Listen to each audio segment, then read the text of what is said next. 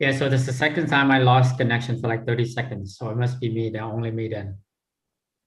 Okay, hope now it's not going to happen again.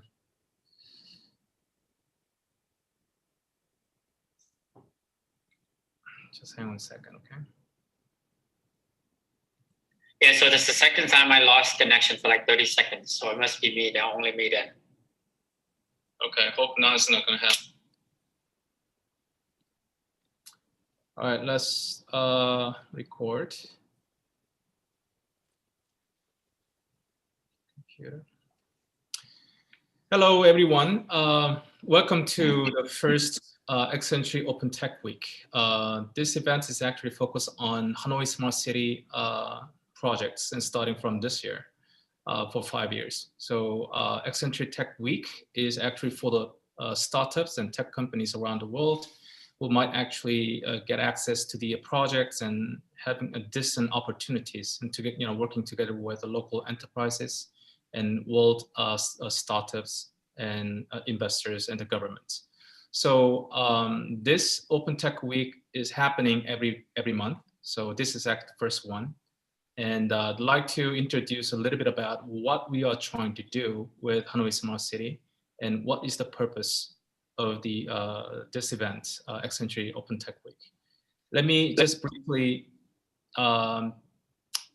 show you the much more better understanding. Just hang on a second.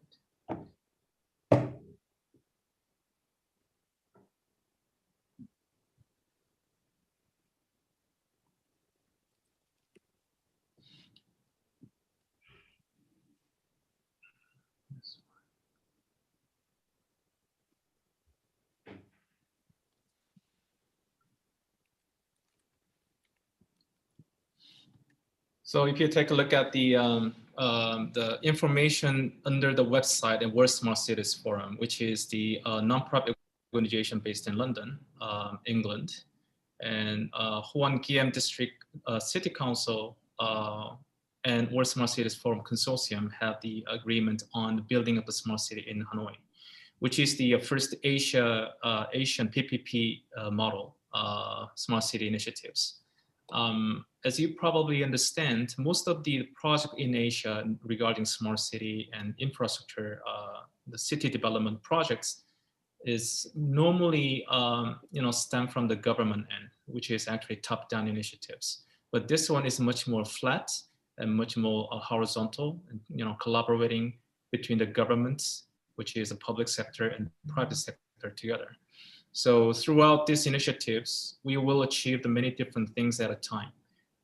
It's not really heavy projects. It's probably between the lights and probably the moderate level of the initiatives, which will bring more contents and software embedded in the city. Trying to deal with the problems that every city has on their own. For example, this district is the first district of Hanoi, which is the one of the most famous sightseeing area in Vietnam. A lot of people visiting this area because they're trying to understand the fever and the culture and also the historical events of Vietnam. So what we're trying to do with this area is to try to get the people and residents and innovative companies involved in the initiatives in terms of the how to deal with the local problems. So one of the things that I'm actually just dealing with as one of the projects is the People-Centric City initiatives, and we just trying to bring the data-driven economy. At the same time, we are really way more importance in terms of the environment tech and environment-friendly ecosystem in there. And technologies and innovation is the key because we try to make the city much more sustainable in terms of innovation and also economy. So we are dealing with the innovation ecosystem, toward the digital transformation is probably one of the key important thing to the shift the Hanoi and also Hoan Kiem district something way different. If you actually see after 2025. even though we actually suffer from COVID-19 and pandemic, and actually, another pain in the neck everywhere. But I think that this will be another opportunities for, Hanoi Smart City to be jumping up another quantum jump with this agenda and KPIs, and also connecting the global cities. I think that the Hoan Kiem area in Hanoi City, Smart City, can be one of the benchmarking point for every the cities in Asia to trying to replicate it or maybe cooperate with this city to go on with much more the projects together. We had the mandate sent together with Hoan Kiem City Council last year. And based on that, we just came up with an idea about the technology sectors and themes. I think that themes is the most important thing to do. First of all, we are much more focusing on mobility and also the environment tech, environment service, and also data and the security of the cities, and also the other hardwares and software. Based on that, we are also trying to bring all the concept from IoT, big data, and the AI and blockchain and cloud. And I think these kind of functions of the tech or solution could be one of the groundwork to be laid down to support the future cities in Hanoi. And the reason why we're doing this, the Open Tech Week, because we're trying to bring the most innovative companies and startups up front of the projects, because it's not about monopolistic projects. It should be a much more democratic way. We have to just deal with. And I think that the entire budgets or investment chunk of money kicking in this projects will be between $1 billion and $2 billion in the next 5 years. At least about 30% of the budget can go directly to the winners of the startups. But how we just to do it? We are trying to fix the existing bidding systems. This is not about the existing bidding systems applied to these initiatives. There should be something more innovative way. So any companies around the world, if they actually believe themselves is very competitive, and also they can actually do something much better than other the existing enterprises, they are eligible to be joining this Tech Sandbox initiatives, and they just go through and they actually show and verify their solutions and technologies to the world. And then and finally we just pick up the one of the best the contestants. So Open Tech Week is actually the beginning stage. We are actually open to any sort of the innovative companies around the world. They can actually pitch among this, the monthly events. It could be maybe weekly events in a couple of months. And they can be invited to Hanoi Smart City Tech Sandbox, where they can do better. They can actually win this bid, after 1 year. So they also have another benefits to, it's actually one of the big reference because once they actually have this reference in delivering their solutions and projects to the city of Hanoi, and they can be advanced into other small city projects where we are actually working on right now. We're currently working on Ukraine, we're working on here in Maryland and New York States, and London in the UK, and also we are digging other smart city initiatives around the world. And then they can just coming in, and once they actually win this project, they also have an opportunity to win another the high growth funds from the Smart City Syndicate Fund inside of the SPC, which is Special Purpose Corporations of Hanoi Smart City. And so the SPC and investment flow is a very simple thing. This is its PPP model. 30% of the fund coming from the city and also the public sectors, and supported by the other international organizations such as Asian Development Bank or World Bank Group. And mostly from the private sectors, they're actually dedicating themselves about 70%. they are coming in, and also they are contributing themselves in terms of providing city with their financial support as well as the technology solutions.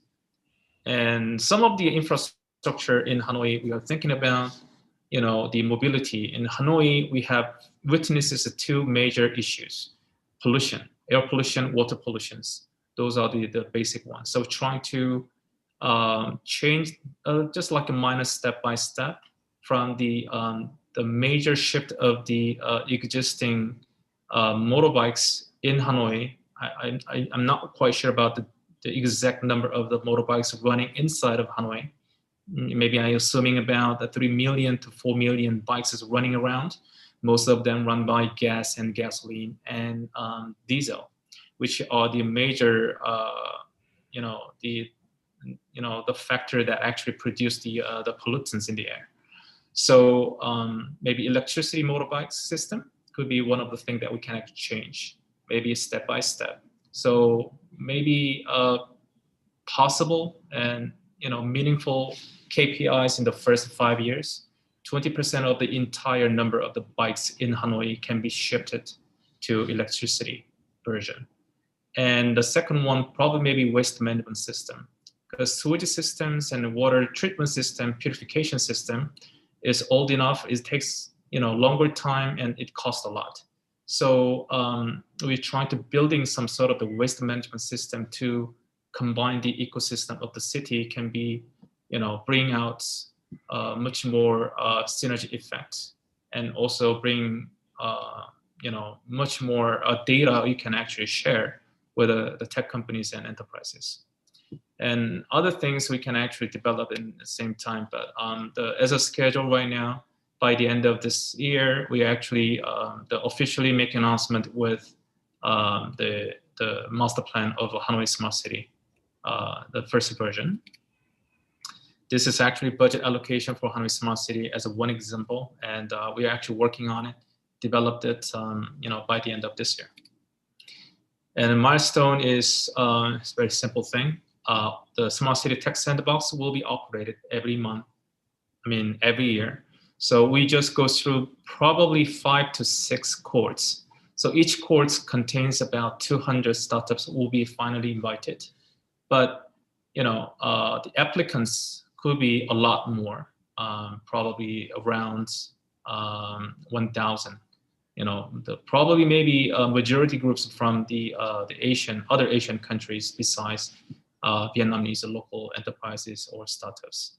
We also open to the startups from Europe and from the North America, so they might have a lot of chances to do it. So this is it. You can also get access to, this is the website of World Smart Cities Forum. You can take a look at the Hanoi Smart City Master Plan. At the same time, you can also take a look at the other, the official website is called XnTREE.co. Okay, so from now on, let me introduce what we are trying to do today. And just for a second.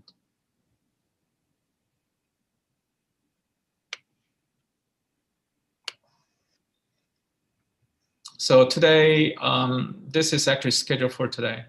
I think most of the people, they are watching the YouTube channel, simultaneously. You can just take a look at it.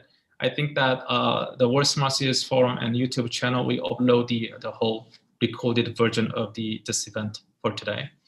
In the meantime, we have very eminent speakers around the world. I'd like to introduce Dr. Young-Sub Ju as the first speaker. And then we also have a very eminent speaker from FinSmart, the Dr. Pei-Yun Peng. And after his speech, we also have another amazing speakers from FinFest, Mr. David Long. And then we do have, the jumping up to the startup pitching sessions. And at the same time, we have very famous jurors and the advisors and mentors. They will be actually giving the startups and, the very interesting questions and answers and also feedbacks, and then they can actually communicate them. So all about this, the pitching session will be also recorded and will be shared with other platforms around the world. Okay, so now let me introduce you to Dr. Zhu, first of all. 1 second. Okay. Hang on a second. I share my screen. No, just hang on a second. So at the same time, there's one more thing about this event. This event is actually sponsored and organized by the World Smart Cities Forum and Iot UK, Department of International Trade, and also the NSSC, which is actually supporting organization for Vietnamese startups and free startups. And TechFest is one of the largest events in Vietnam in terms of startups and innovation. Archive Labs, one of our affiliates, and Hanoi Hoan Kien City Council. So they'll be actually supporting this one all the way. I think the Vin Group probably supporting us from next time. And let me just introduce you the first speaker. He was the formal, the head of the minister of the Korean, South Korean SMEs and innovation. And is also now is a distinguished professor of Graduate School of Engineering of Korea University. And he's now serving as chairman at Korea ICT Convergence Network, which is KICON. And the rest of the part, I think maybe Dr. Zhu can introduce himself. So Dr. Zhu, can you share your screen now? Okay, thank you very much for a nice introduction. Because of time constraint, we have very short time to present. So I'd like to directly begin my presentation first.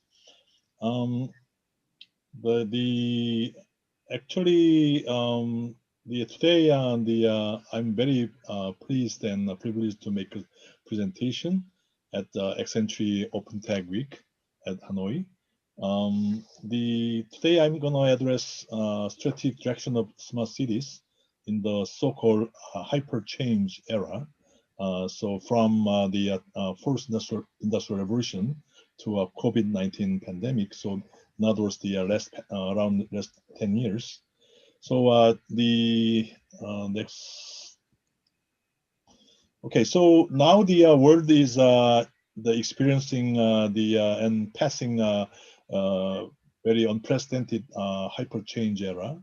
So everything is, of course, every year we are talking about change, but this change for the past 10 years, including this year, is the uncomparable with anything else. So so many things are changing in every manner. So this changes so big in terms of the speed and magnitude or scope.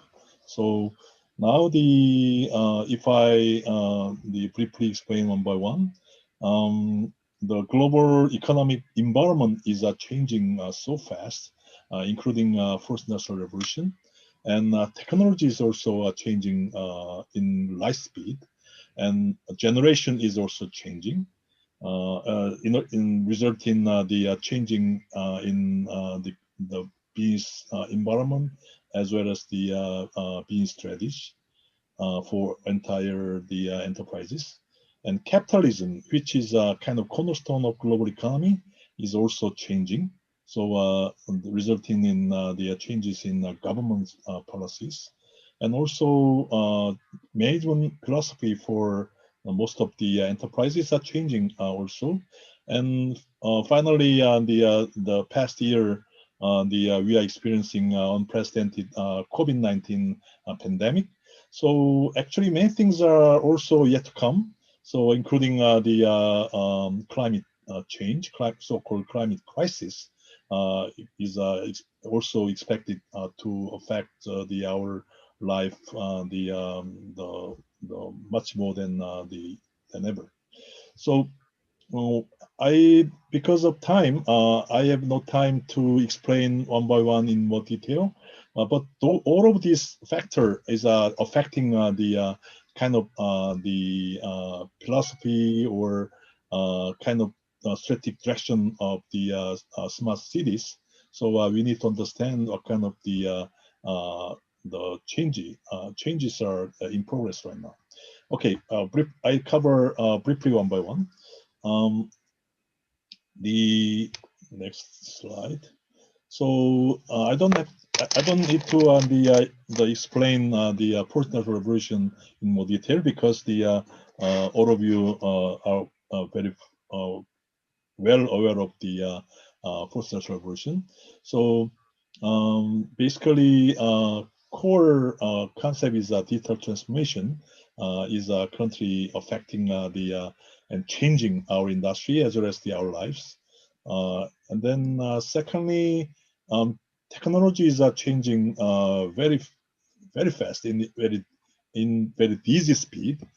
So the physical-based technology and cyber-based technology or platform technology could be three groups which represents the digital technology, digital transformation technologies.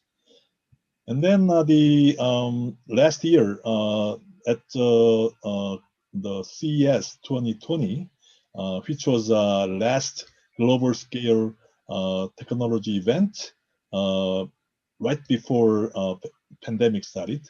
So the actually last year CES 2020 announced that the next 10 years will be the age of data.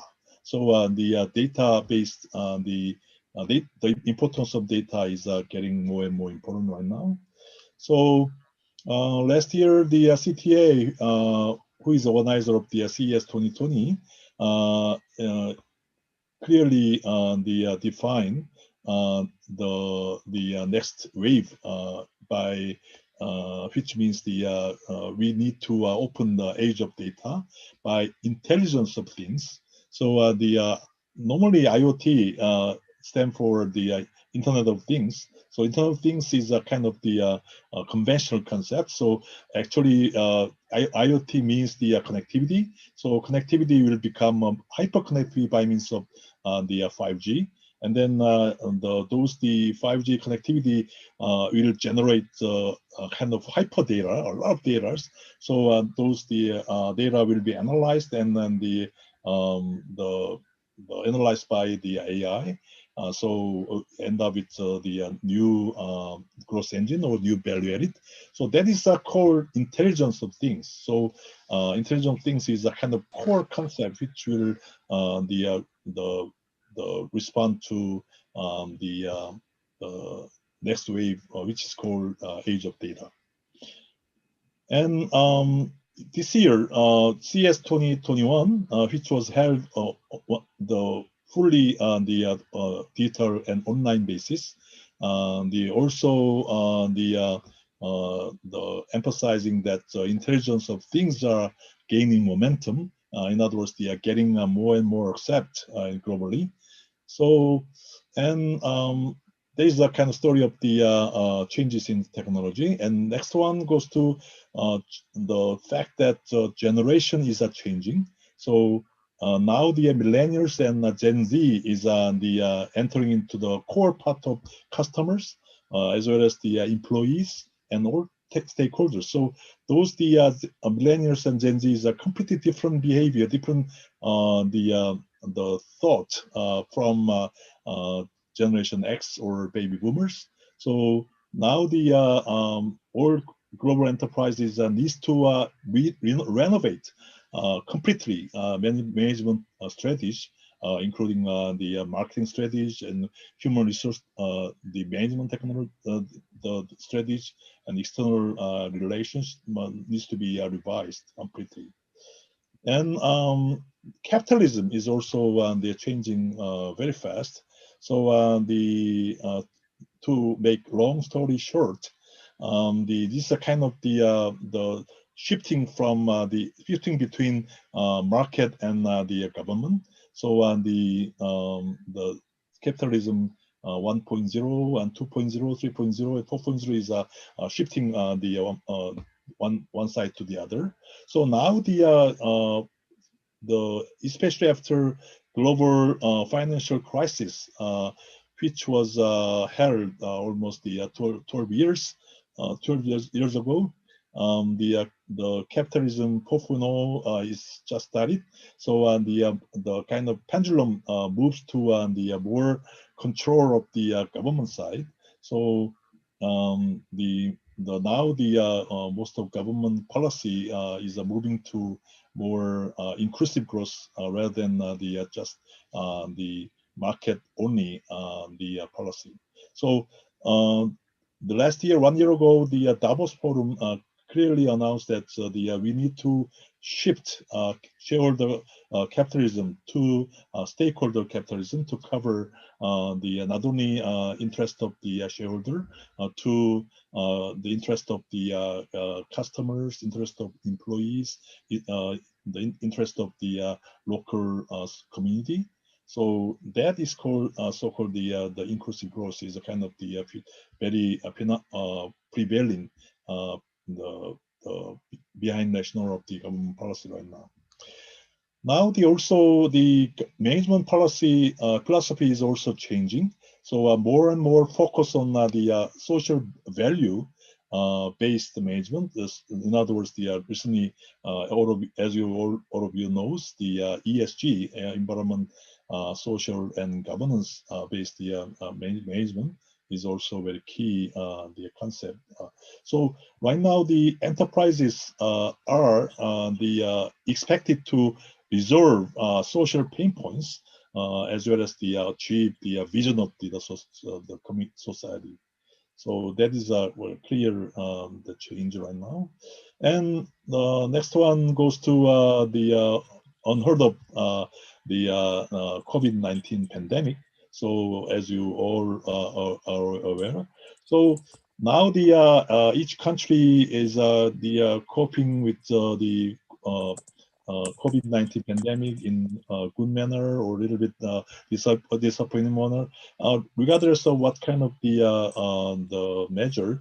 Now the social distancing or lockdown is currently in place, but those are the temporary solution to buy time until the vaccination. So medicine, including vaccines or pure medicine, will be a key solution for the virus problems.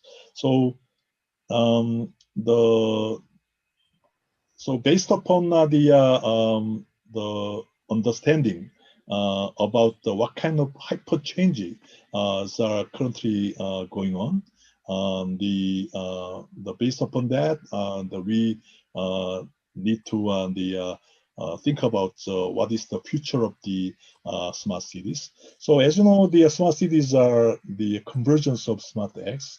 So converging the smart home, smart building, smart healthcare, smart mobility, smart education, smart energy, and smart administration, smart finance, and smart something. So this year, CES 2021 also on the picked smart cities as one of 6 the tech trends this year. So as you can see from the slide. So and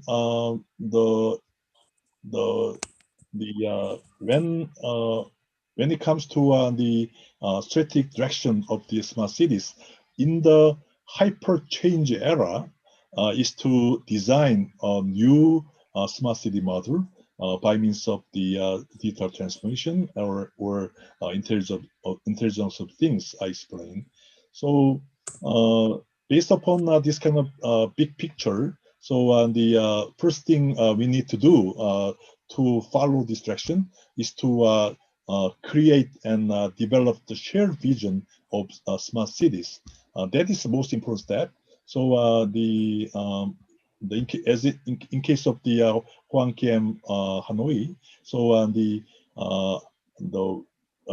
Hanoi's municipal city needs to create a consensus among municipal ecosystems, including citizens and local government and enterprises. So what is the our shared vision? So and then shared vision will be achieved by means of the technology innovation. So actually, this diagram, this slide shows a kind of good example. So the basically most of the smart city has the shared vision, which is comprised of the 5 goals. So the first one is the healthy city. Everyone wants to be healthy, and then a sustainable city, which means the more eco-friendly and more no problem, no fear about energy and the environmental issue, and intelligent and smart city, and a safe city, and finally a growing city, economically growing city. Those 5 the goals is a kind of the shared vision of smart city. So actually, every cities who wants to build up the smart city needs to create kind of shared vision among those municipal ecosystem, which one we need to more focus goes to. So that is the most important step to create the follow the strategic direction. And then the ESG is becoming very important concept and philosophy to build up the smart city model for each the global cities. So environmental issue and social issue and governance issue needs to be addressed by means of the new concept. And the definitely technology is a most important part to accomplish this shared vision. So as I emphasized before, the intelligence of things, which is comprised of connectivity and data and AI and cyber physical system, including digital twin. Those the 4 technologies, most important technologies, which is required for creating the new smart city concept. So it's most important part at kind of beginner it's going to be a connectivity. So how to create the hyper connectivity, including each devices of the and sensors of the city functions. So and then the data is composed of the big data as well as the fast data. Fast data is a more real time the data. And cloud and the edge computing is the key concept for the AI, and digital twin becomes the one of the most important concept for especially on the smart cities these days. So, and then especially at the time of the COVID-19 pandemic, so we need to respond to COVID-19 pandemic and the kind of the probable economic crisis we are expecting to come by accelerating digital transformation. So we need to redesign city function and spaces, and the so-called job housing proximity, which has been kind of yeah, I'm sorry, a key concept of the city will be changed as a result of the COVID-19. So a more balance of the concentration and dispersion. So there's also a kind of the direction. And so as a result of that, we can say that the 3 the characteristics, 3 principles needs to be the followed for developing the new concept for smart cities in this new environment, including the flexibility and responsiveness and resilience. So those key the concept must be reflected to design of the new smart city concept. So finally, the this kind of the COVID-19 pandemic could be our big threat for our society, but at the same time, it could be a good opportunity for creating a new change. So we need to utilize this COVID-19 pandemic to create opportunities by accelerating digital transformation. Also, we need to develop the shared vision of smart cities by means of the technology innovation. We can achieve those kind of the shared vision. So that is the kind of the brief the presentation regarding what will be the strategic direction of smart cities in this kind of the hyper change era. Okay, thanks for your attention. Shinkamon.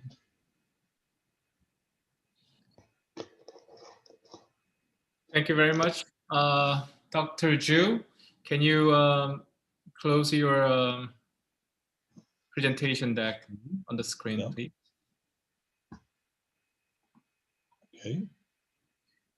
Thank you very much for your efforts. So next up, we have, just hang on a second.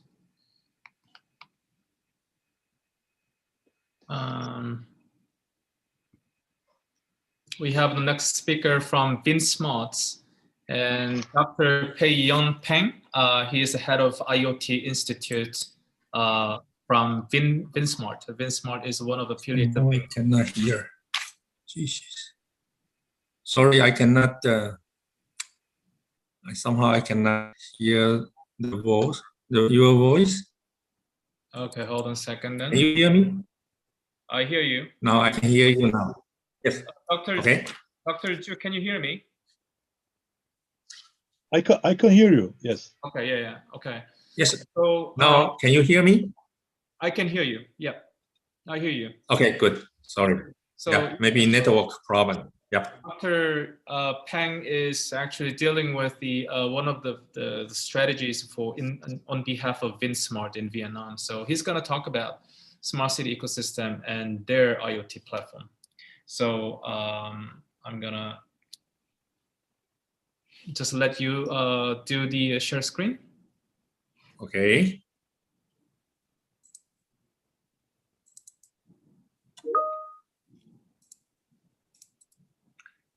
All right.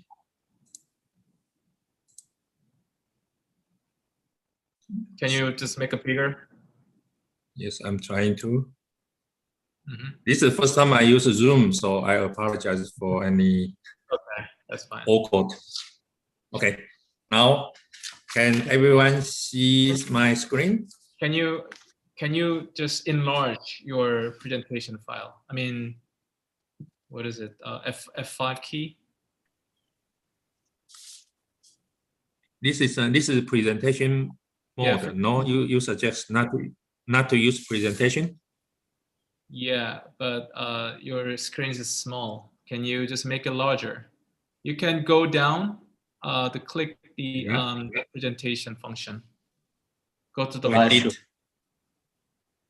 I did. How about that? A lot better. Okay. Great. Great. Okay. Thank you, everyone. My name is Pei-Yon Peng. Okay. Actually, I just recently joined Win Group. Okay.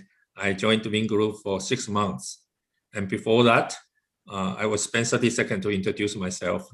Before that, I worked for a Korean company, LG Electronics, in China. I managed their R&D center for 10 years. Okay.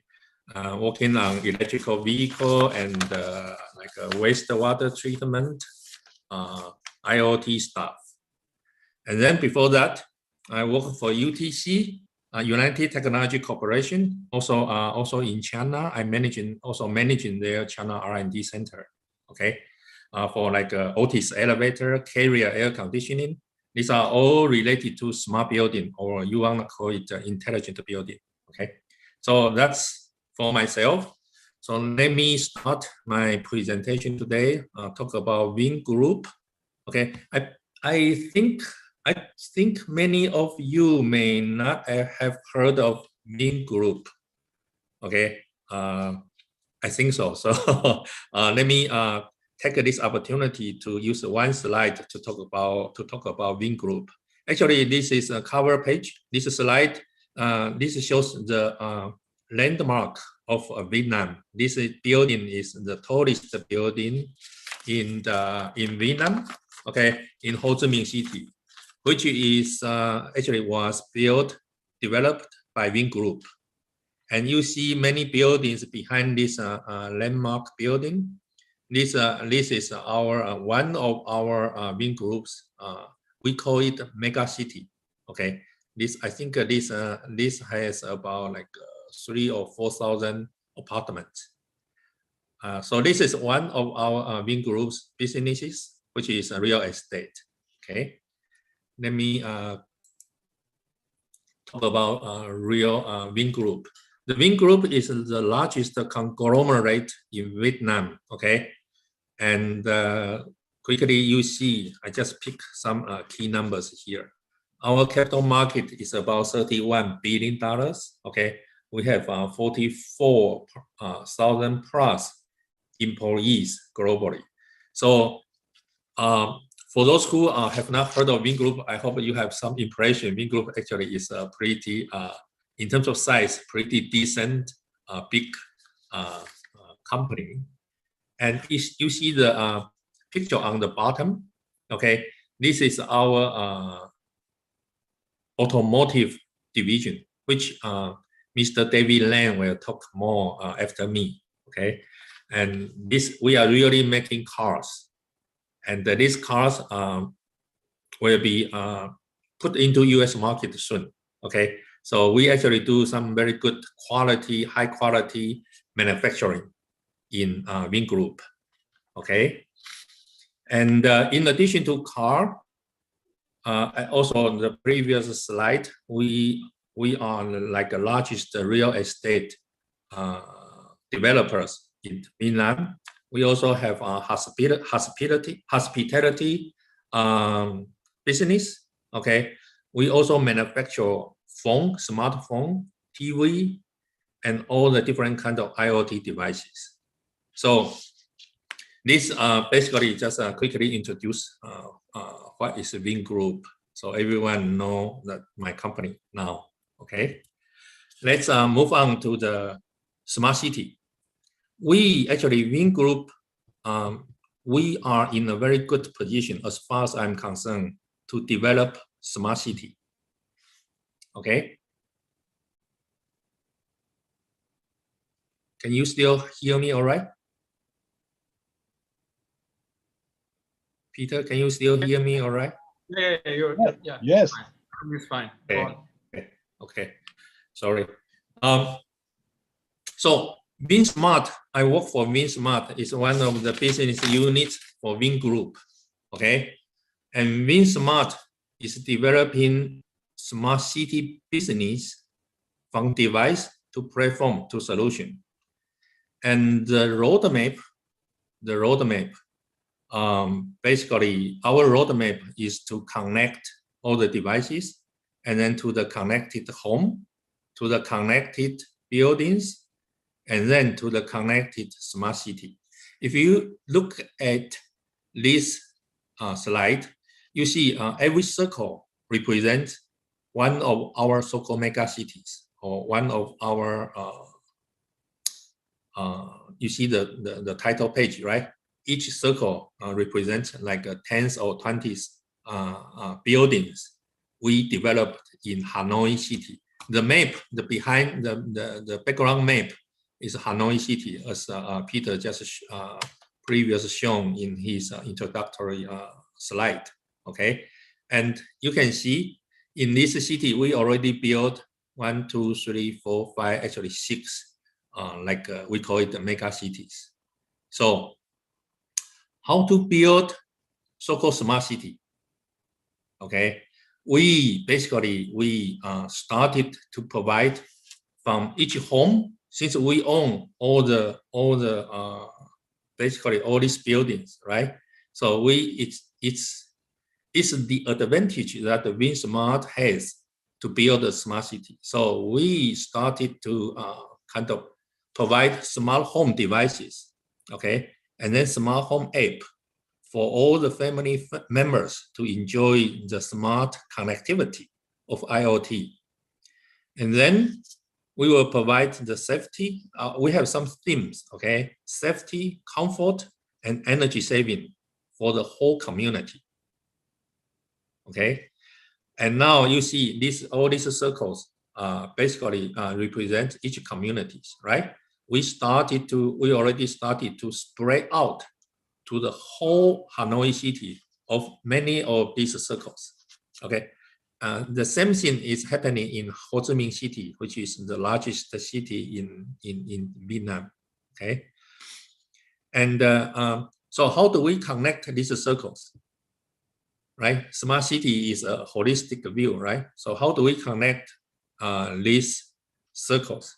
Basically, again, from IoT digital data perspective, we are working on so-called smart traffic, okay, and smart energy from the renewable energy, distributed energy, like a microgrid, okay. These are all our initiates, okay. The essence of the data flow, IoT, again, we are doing IoT for smart city, okay. The essence of the data flow is about the security, the energy, the scenario, the scene monitoring and control, the traffic, okay. These 5 key themes is our current focuses. Our goal is to benefit the citizens of the whole city. Okay, this is our idea, and in very practical way, okay, and in a real step-by-step way, we are trying to build a real smart city. Okay, and this city now, again, on the slide, is Hanoi City.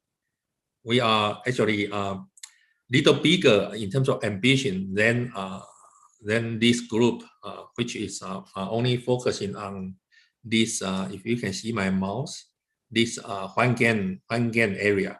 We are looking for actually bigger, the whole Hanoi City. We want to build a real big smart city. Okay, let me take a quick pause here. Any question or comment before I move to next slide? You can go on. All right. This slide, I will show our real. Again, I want to use a real story to describe our smart city initiates and development. Okay, so these are all real stuff. Let me see. This slide shows our VSmart IoT architecture. This is our real architecture. Okay, IoT is our whole underlying backbone. I'm sorry, of the future smart city ecosystem.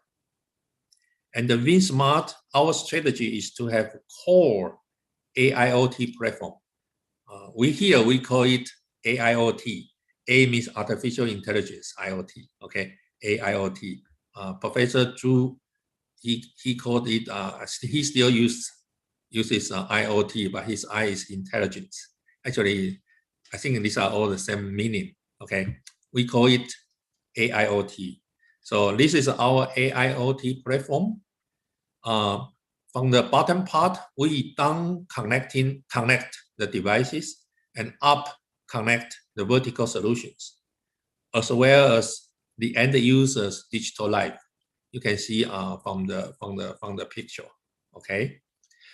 The bottom part, I want to talk a little bit about bottom part. Are our real IoT devices. You can see we have phone, we have TV, we have all the switches at home, inside your home. We have access control like a door lock, video camera, IP cameras, okay? All the different devices. All these devices, if just stand alone, it does not make too much sense for us, okay? Our goal is to connect all these devices through the mid-layer platform, okay? And then to provide the solutions to all the different verticals, okay, including like traffic, healthcare, as Professor Zhu just mentioned, energy, hospitality, etc., etc. Okay, and the upper left corner is our smart home app. This is our real app to connect, to make your home more comfortable, more safe, and more energy saving. Okay, so you can see we are actually working on a lot of details, especially from the platform point of view. This the middle layer here, we are developing or assembling a lot of building blocks. Okay, and which already took us almost 2 years up to date. Okay, so to build a good platform actually is not that easy per se. Of course, you can leverage some existing platforms like from Amazon or from Google, from Microsoft. They already have some platforms you can reuse. Okay, but for Vingroup, we have our own ambition. We want to build our own platform, okay, to connect our own devices, to provide our own solutions to the city. Okay, this is basically shows our architecture of our IoT platform to support the smart city development. Here, I also want to emphasize 2 points. Most of you know that everyone can do IoT. Everyone can do IoT platform. Everyone can claim they can connect all the IoT devices. Okay, so here we position ourselves to differentiate our IoT platform via AI and cybersecurity. We emphasize a lot on AI. Vingroup has three AI research arms, which includes almost 300 plus real AI engineers. Okay, so we have a very decent AI capability to support all the smart, we call it smart type development, including smart city, of course. Okay. The other aspect I want to again emphasize is we also adopt quantum security, quantum cybersecurity. Cybersecurity now is not only for individual, or also for the government a major concern. Okay, so we emphasize a lot on the cybersecurity, and we are using this quantum computing. Not quantum computing, quantum communication. Okay, for our cybersecurity initiatives. Okay, so let me. I think my time is almost up. Let me move to my last slide. Just to again, these are all our real stuff. So I want to share the real stuff here. So we strategize 3 pillars in our initiative. One is a smart home, one is a smart city, one is a smart life. Okay, and these 3 goes hand in hand. Okay, it's kind of tangled together. We use these 3 pillars to realize our IoT business. We believe from our chairman up to down to our research, most of our researchers. Okay, we believe in next 5 to 10 years, IoT will be the key driver for the smart city to improve each individual's for them to have better life. Okay, this concludes my talk. Manny, thank you very much about your remarkable presentations. And I think that I hope that everyone here might be very interested in working together with Vingroup in the future. Thank you again. Thank you. Can you close your presentation next, please? Sure. Okay. We have the next preeminent of speakers from also Vingroup. Mr. David Long, he's a director of strategy from VinFast Global. He's going to talk about the future of mobility and the future smart city. So, David, are you ready? David? Yes, can you hear me, Peter? And can you also see my slide? No, I cannot see your slide. Can you load it up for us, please? I did. I am sharing. Let me know if you cannot see. I see the last part of the Dr. Peng you presented. So let me stop the sharing and reshare. Could you close this your presentation file? I thought I closed it already. I stopped sharing already, right? No, your slide's still up here. How do I stop sharing? Could you instruct me to do that? Just close your presentation. Okay. Yeah, Okay, I close, so right? David, are you ready Thank now? Okay, let me know when you can see my slide. I see it right now. Yeah. Perfect. Thank you. First of all, thank you so much for inviting Peter, and thank you, Dr. Jung and Dr. Pan, for sharing the context of what smart city and about what the future look like, what's the new generation looking for. So one of the things that VinFast that we want to do is become that citizens of the world, to become the citizens to lead in the way of the new EV sustainability. And one of those, that's why it's so critical for us to build the EV cars and EV scooters to pioneer and also to lead that next generation. So VinFast is one of the largest single companies within the Vingroup families. And basically for the last 21 months, we became the #1 manufacturer car seller in Vietnam in the last 21 months. From inceptions to productions to actually producing our cars and becoming #1 in 21 months. If you look back at the auto industry for the last 50 years, if you say someone can build a factory from scratch, cars and sell it and become #1 in 21 months, everyone will tell you you're crazy. So that's one of the most critical things about Vingroup is that not only we have the business agility, we have the financial support, but we have the workforce to be business agile, adaptive, and commitment to make it happen. So that is the major milestone we have accomplished as VinFast.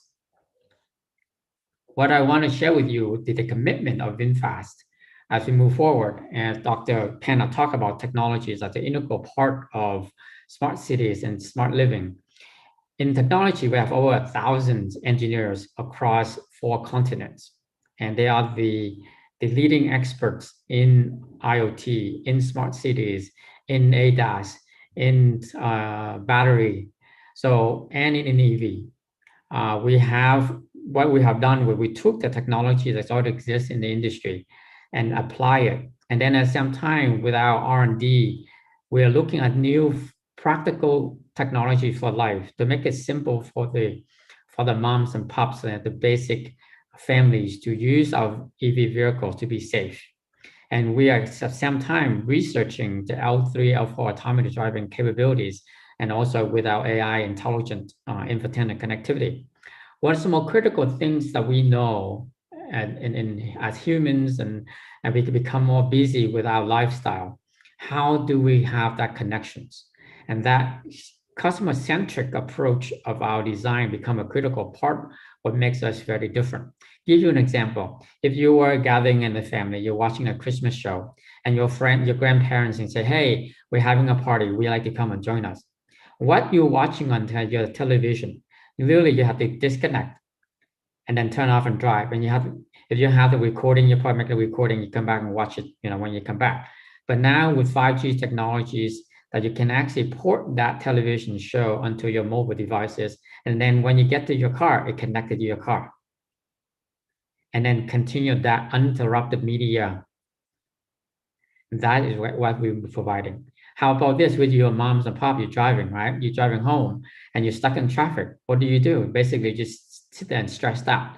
With our connected, intelligent infotainment system, you can actually make your car become your office, making food orders, making recommendations. Our intelligent assistant will make recommendations, give you different traffic patterns, give you recommendations in natural language conversations.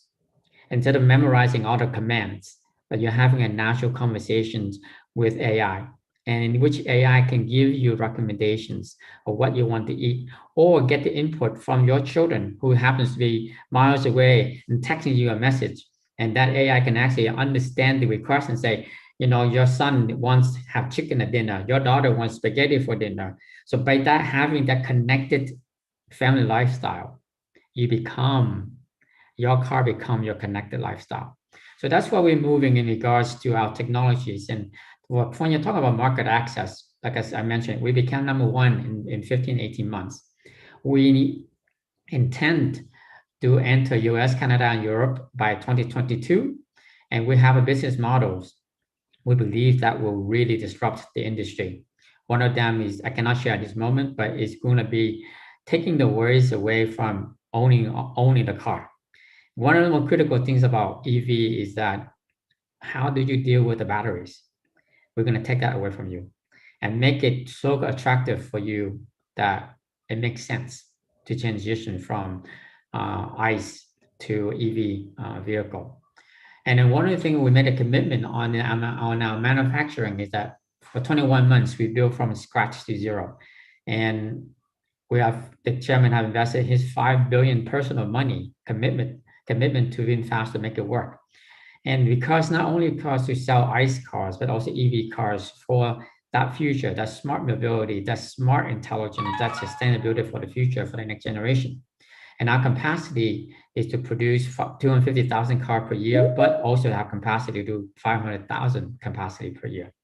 And the great thing about what the investment done was we have invested our productions is 90% and continue to increase on automation to improve the overall energy consumptions of our factories. And as you can see, this is what we have achieved in the world class. And if you look at, Peter mentioned about e-scooters in Vietnam, that is still the main form of transportation. And we are moving into e-scooter because we want to really transform that transportation in Vietnam. So this is our roadmap of our state-of-the-art mobility solutions. So in 2018-19, we came out with the first e-scooter called Kala. And then we continue to move forward that you can see to Impact, Ludo, to now we can have e-bus for the massive transportations. And 2021, we just launched another e-scooter, Ethio, and then Fearless. And then what's critical on top that you can see that we are launching our first EV VF31 and then VF32, 33. So the F31 will be our first EV car in Vietnam, manufacturing in Vietnam. And then by early 2022, that we're going to sell our VF32 and 33 in Canada, US, and 10 Europe countries. As you can see, being a part of that citizenship of the world is we strategically know that the next 10 years, ICE is still the dominant form of transportation. As you know, most countries in the world, by 2030 or 2035, 2030 to 2035, a lot of those countries are banning ICE combustion vehicles. So if you look at the automobile industry, 10 years, only 10 years from now, a lot of major countries are moving into EV. And that takes a lot of energy, partnership, infrastructure to make that happen. So we are ahead by 10 years if you look at our product roadmap. And what's really important, critical things that Dr. Penn shared is that how do we make this happen? And this is something that I want to really emphasize with the leadership in this forum and then the pitching startup.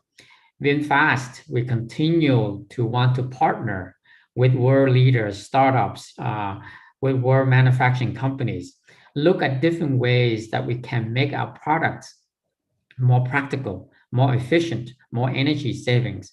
So I implore you to have my contact information, Dr. Penn information, where that you can see that our ecosystem from VinSmart to win big data, to win AI, to cybersecurity.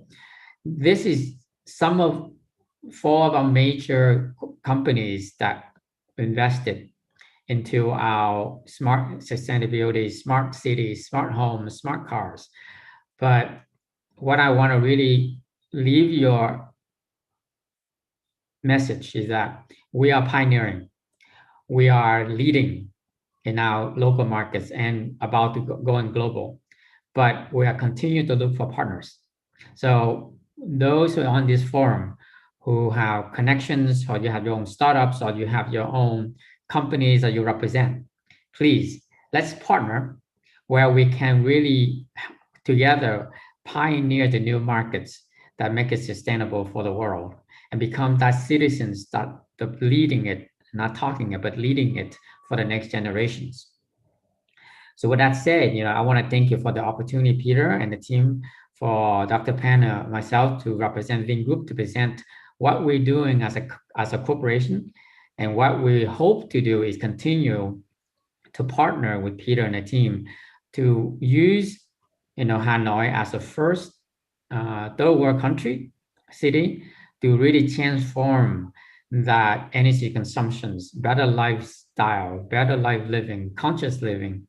And then most critical thing is, if all the technology you can build in the world without taking the time to educate the people, by giving them accessibility to be educated how to live a better life, how to be more conscientious about energy consumption, our efforts is only half completed. So again, I thank you, and I implore all of you to connect with us, how we can partner and work together in this wonderful endeavors that is not only for us, but for our next generations. Once again, thank you on behalf of VinFast, VinSmart, and Vingroup. Thank you so much. Thank you, David. It was a very fascinating and remarkable presentations you just shared with us.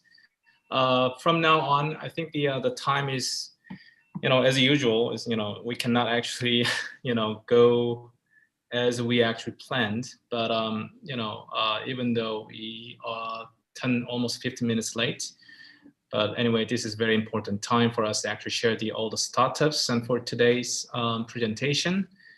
In the meantime, I'd like to introduce our lineup of the judges and advisors and mentors for today.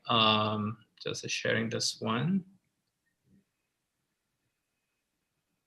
So we have Mr. Dennis Guarda. He is the CEO and City ABC and Distudium and Tech ABC from United Kingdom. Today we have Miss Sonia Kim from Singapore, and she is managing partner of those thoughts. And Mr. Mungo Park, and he's the head of CSCOE KPMG, South Korea. Mr. Kwinam Choi, an advisory system engineer from Dell Technologies from South Korea. And we have Dr. Amir Gutman from Tel Aviv, Israel, and he's a managing partner of Aviv Venture Capital. And we do have the very amazing person from Texas. Is it Texas, right? Faris Ois. He's a chief instigator and instigation protocol from the US. We have Ms. Selena Le, CEO of, I'm not quite sure how to just pronounce this, WSA FE Impact Venture Builder from Vietnam. And we do have an amazing person from New York, Mr. Elliot Chun, is a managing director at Wild & Co. I think that it's time to introduce yourself. I think that you can introduce yourself 1 minute each, no more than 1 minute, because we don't have much time. And can we just go from Denise, please?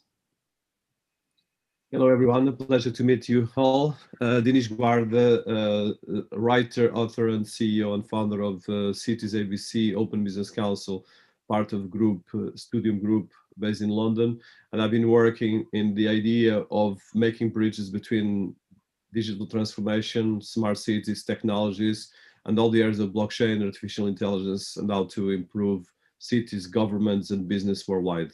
And I created the platform openbusinesscouncil.org for that, Cities ABC, and I'm working with Peter as well in creating with the World Smart Cities Forum, the Smart Cities Marketplace, Cities ABC, and the awards.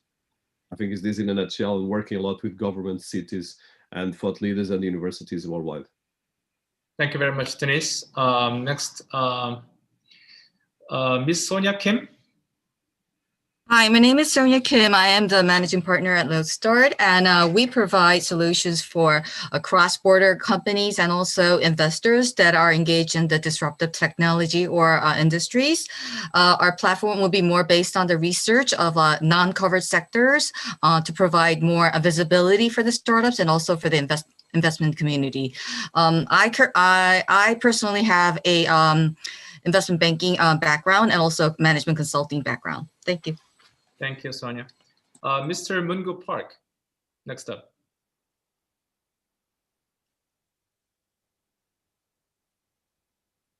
Mr. Park? Okay, can we just jump on Mr. Choi? Pinam Choi? Hello, everyone. Hello, everyone. It's good morning or good afternoon, good evening, right? So my name is Kunam Choi. I'm working for the Technologies Korea as a BDM for Smart City. Like a BDM stand for the business development managers. So that's why I'm working for, I work with some sort of local government and central government to develop smart city business here in Korea. Sometimes I do work with my APJ colleague to develop some the smart city business in Vietnam or Malaysia or Singapore also. So I'm happy to hear you. Thank you. Thank you, Mr. Choi. Next for Dr. Amir Goodman from Israel. Hi, everyone. My name is Amir Gutman. I'm a founder and managing partner of Aviv Venture Capital, a small venture capital fund with significant investments in unique companies in the areas of semiconductors, machine vision, AI. In addition, I'm working a lot with entrepreneurs and students at the MBA level, teaching planning and financing new ventures. Thank you, Doctor. Next up, Faris. Hey, Peter. Hello, everyone. Faris Owais. I'm at Instigation Protocol. And essentially what we do is we help decentralized solutions commercialize with large enterprises and governments. So a great example here with Vingroup, decentralized energy solutions, decentralized mobility solutions, trying to figure out how to collaborate and commercialize with large conglomerates that have a large footprint and a lot of engineering resources. And the decentralized ecosystem is quite large. So how we filter who we work with, it really stems from solutions we believe that can lead to more fair and equitable value distribution. So that's how we identify the signal and the noise a little bit in our industry. Thanks. Thank you, Faris. Selena, you're next. Good evening, everyone. Pleasure to meet all of you and to be a guest tonight. So my name is Selena. I'm a founder and managing director of GuiSafe. It's an impact venture builder. So we including from incubator to after acceleration. Most startup we focus on deep tech, biotech, math, and new food. Like it's very new in Vietnam. And we focus on society problem and sustainability, climate, environment. I'm happy to meet all of you and would like to learn and see a lot of good startup coming out to show more problem for this very difficult time for everyone. Thank you, and let's make things happen from tonight. Thank you, Selena. Elliot, are you ready? Hey, everyone. Hello from Los Angeles here today. Peter, thanks for having us join here. My name's Elliot Chun, founder of Emergence at Wield & Co. We work with early stage companies that are leveraging some emerging technology, which today, blockchain, IoT, AI, AIoT, which we heard earlier today, that are leveraging these technologies to solve some environmental or social issues. So looking forward to the judging today. from the States here, I really appreciate the global aspect of this. So well done, Peter, getting everyone together from a global perspective. Thank you very much, Elliot. So let me just briefly, so we have 3 startups ready for today. Let me share this with you just for your better understanding. So we have 2-day events and for the startups, and I think there are maybe time issues and conflicts. Some of the startups had to just skip this time. Maybe they come back next month. So we have 3 startups and for today, which is Unify ID, is doing the PropTech level 39 from London, England. And we have the Vietnamese mobility companies called Drone Pro, and another London-based startups and from Applied Blockchain. Actually 4. So We Bike, also another Vietnamese local startups, and they are actually presenting for 10 minutes. And 10 minutes presentations, that would be sharp. So I'll actually just give you a kind of the final signals and 2 minutes and before you finish. And then another 10 minutes full being spent on startups with the feedbacks and the questions from your judges. So regarding the judging jury programs, I do have the, I believe that everyone judges, they have this jury scorecard.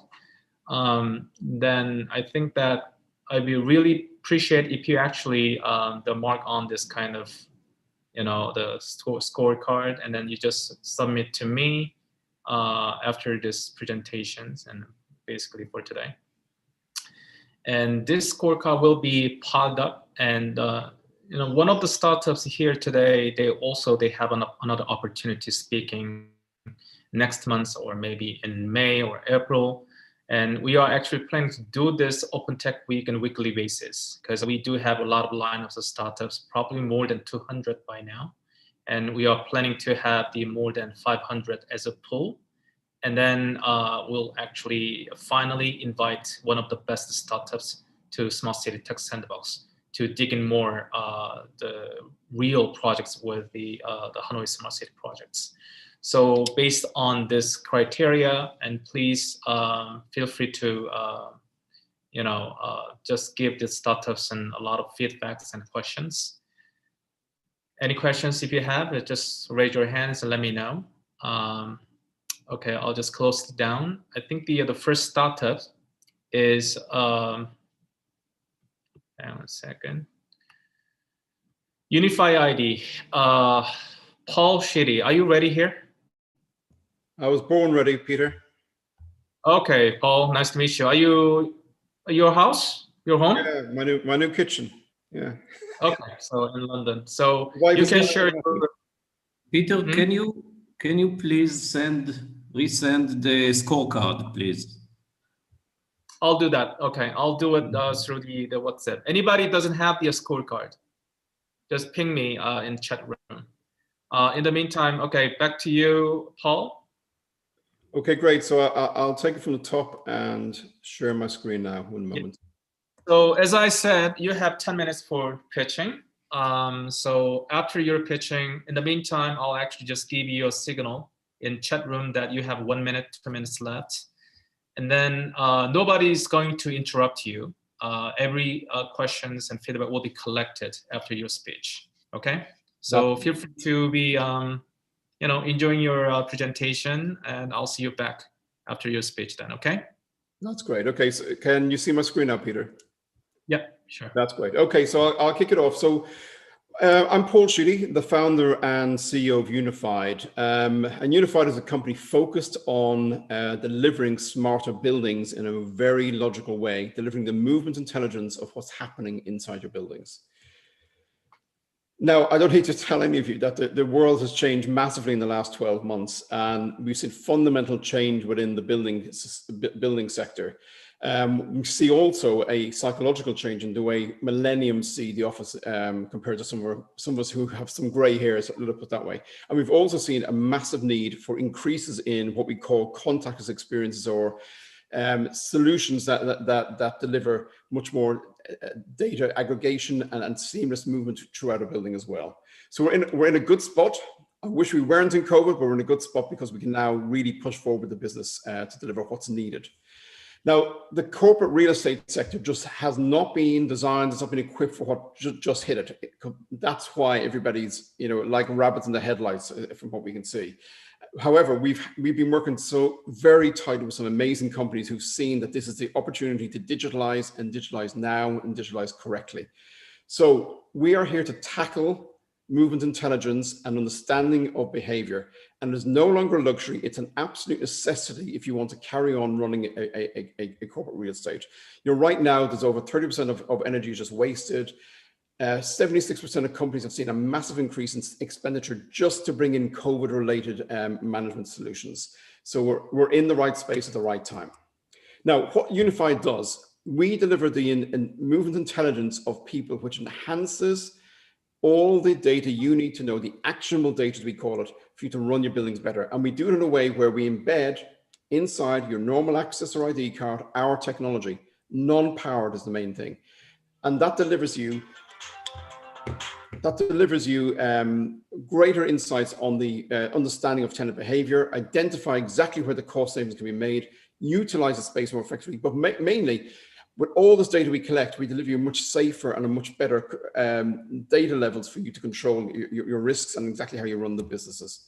The 5 areas where we deliver for you a great return on investment is in security. So from now on, you can have a smaller, tighter security team, but they are being digitally alerted to every breach of security that happens, where it's happened, who is involved, and they can go immediately there. We then work on reception. Now, this is a very soft area for us, but it's turned out to be one of the most important areas in co-working, where as you get out of a lift lobby on the floor, your face, your name appears instantly on the reception screen, and they will engage with you. So in co-working especially, this has become a massively big soft selling point for us as well. But then there's COVID solutions. Now, many of the solutions we built for the likes of Deloitte 2.5, 3 years ago have now become to the fore. So for Deloitte, for the brand new headquarters, we built a thing called virtual doors, where the employees walk throughout the building as they please, but we're detecting them as if they physically touch against an access door. Now, we've now deployed that in other banks and other co-working sectors where no longer do you touch your card against a door, put your hand on a door handle and open it. We've eliminated that need. And then for FM teams, it's optimizing how they work, no longer working on a schedule, but looking at the usage of each floor, the hours that are used on every floor, and getting them to then move to the floor that next needs to be cleaned or restocked the kitchen. But then on the back of all this data we're collecting, we have delivered what we're now going to be called the gold-plated way of evacuating a high-rise building. And I'm going to show you an example of just this one feature. So this is an example of an evacuation of Manchester Metropolitan University. So the point the alarm goes off in the building, we know exactly how many people are on every floor of the building. We know how many of them have got a disability in some way, shape, or form. And we know how they're walking through each stairway, where the firefighters are, where the fire wardens are. And we are working now to deliver what's going to be a collaboration with 3 other technology companies to have a gold standard for all high-rise buildings going forward. The risks will be eliminated pretty much, and the fire service will know exactly what to do. And how we're doing that is this. We're building in various AI techniques, from machine learning to reinforced learning to random forest algorithms. So in real time, we can see the occupancy and the movement of every stairway. We know what's happening where, and we can push people to even out that load bearing as they evacuate a high-rise building, and deliver for the fire service of, say, New York and London, the data they need to know so they don't mess up again, like we've seen in London and we've seen in New York and elsewhere. They will know what to do on the real-time data we deliver. Now, obviously, beyond all that, there's many other areas where we deliver cost savings. But how this whole system works is really very simple. We deploy our sensors in the lift lobbies or in the stairways, not everywhere. We're not doing blue dot tracking. We're giving you the data you need to make the changes you need to save you money. We deploy it by embedding our technology in your access card, so very easy to deliver. And then we deliver you analytical tools which analyze such granular detail on what's happening in a building. And then, as I mentioned, we have the instant communication protocols to act to deliver exactly the messages and the communications needed for an efficient office. Here are our reporting tools. So we'll show you how many people have used each office, how many hours in total, what your load bearing was of people versus desks all the time. You can dig down into each company in a multi-tenant building, see what's happening, see what usage is happening and how they're using different buildings across your portfolio. We can then go into visitor management and again assess anomalies that we see in there. And we see a lot of anomalies, especially in co-working, where we save them amazing amounts of money. And then as a portfolio organization, so Ving Property, for example, you can compare and contrast all of these aspects and really show where you can actually save more money or why certain buildings are running in a different way. Our clients are already people like Deloitte, who are all UK staff, all 25,000 UK staff have our technology. We've now moved into Grosvenor Estates, Fora, TSB Bank, Segro, even over to ICAT in Saudi Arabia, and also deployed our solutions in the university sector with UCL. How we work and what our IP is all about is pushing the boundaries of how far we can see this card and clearly get a read and a detection. So we can see more than 10 meters already. We're now working on things like passive energy harvesting. We're working already on developing and embedding 2.4 and 5G technology into a unpowered card, and working, as I mentioned, on deep level analytics and AI tools for especially the high-rise sector. Now, what we've also done during the summer is we've integrated our technology with Hikvision out of China. I'm also based in Hangzhou in China. It's one of our sister companies in the same city.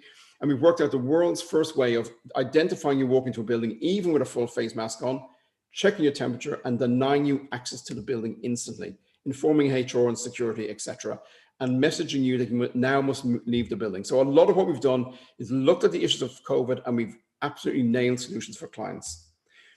In terms of how it works, we put our sensors in each what we call a checkpoint, and that is as low as $34 a month. And then we have a SaaS form where it's about $50 per checkpoint for this data to be delivered. And again, the value proposition as a company is delivering you real-time insight.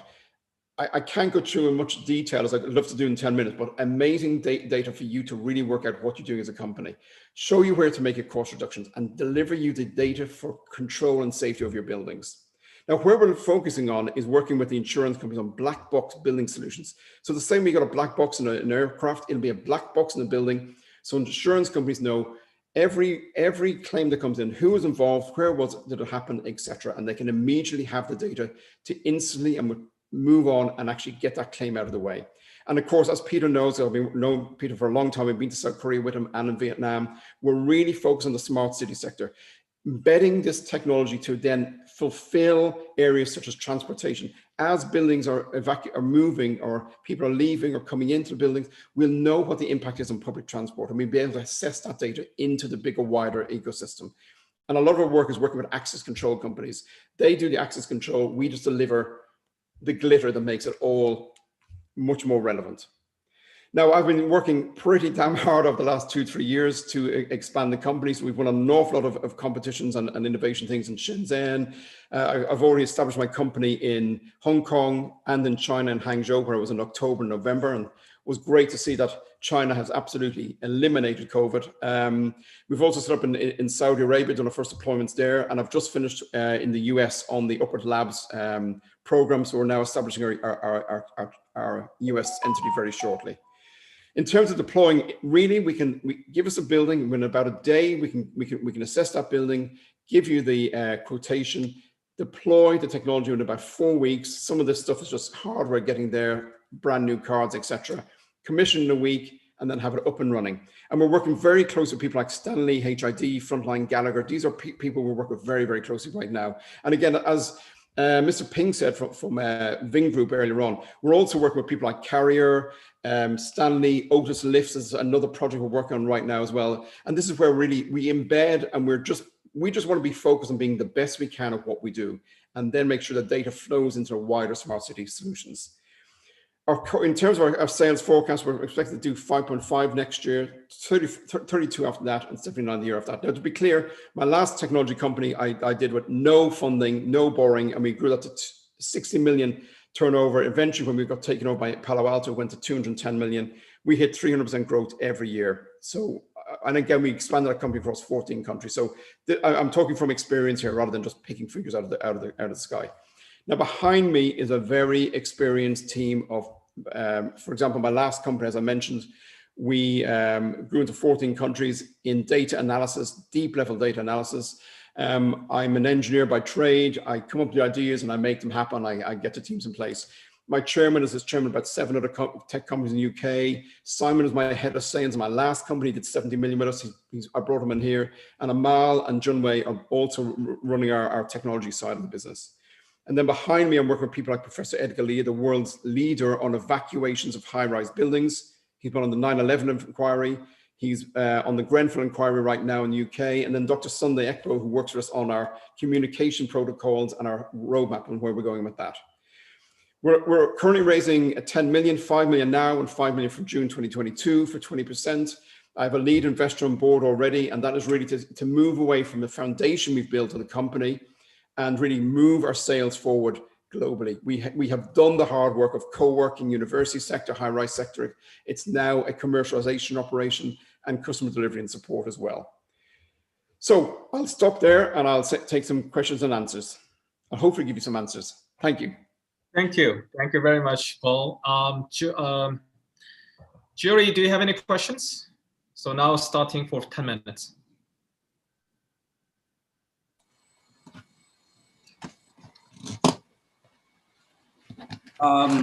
It's very interesting. It's a very interesting field, and I know this industry for many years.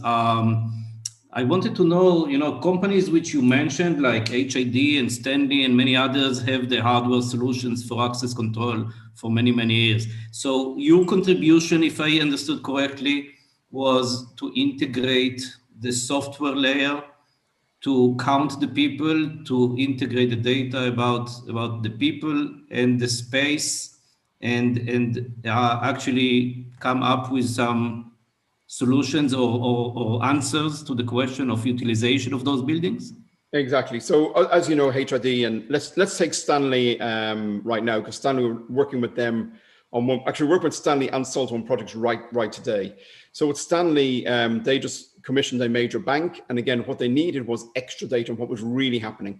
Now, as you know, if you come and see me in my floor with Peter, and the lift opens on the 39th floor, I will touch my door, let you in, you'll walk in. There's no data that you and Peter have walked in with me. There might be data that I've touched my card against the access door, but again, if the access door was open already, I'll just walk in. So we're delivering the data on everybody walking in and out, not just the person who touches against the door. So we eliminate the area where you've no data on tailgating. We have all the data on tailgating. We also have the data on when you get out of a lift lobby on a floor you shouldn't be on, before you even touch against an access door, that you're there. Why is Amir on the 50th floor? He clearly shouldn't be on in BNP, Bank of New York. That's what we're doing. And then, as I mentioned, of course, you can have all the access cards work fine, but in evacuation, you're not touching against anything. Your door's open and you're walking out. And again, this is all about heavily pregnant ladies or people like my chairman, who I love dearly, but he's about 17. He's 4'8" and he's got a very bad leg. He's not going to be very good walking down an evacuation stairway. It's like putting an antique car on a motorway. You're going to hold everybody up behind you, and it's identifying where these issues are, where you can't have cameras, where you can't have other systems working. And there is, I'm going to be very clear, Amir, all my competition is beacon enabled apps. Now I developed this because I called out probably a decade ago, when CSR invented BLE, that this was not going to, the beacon technology was not going to work across all the sectors like it expected to be.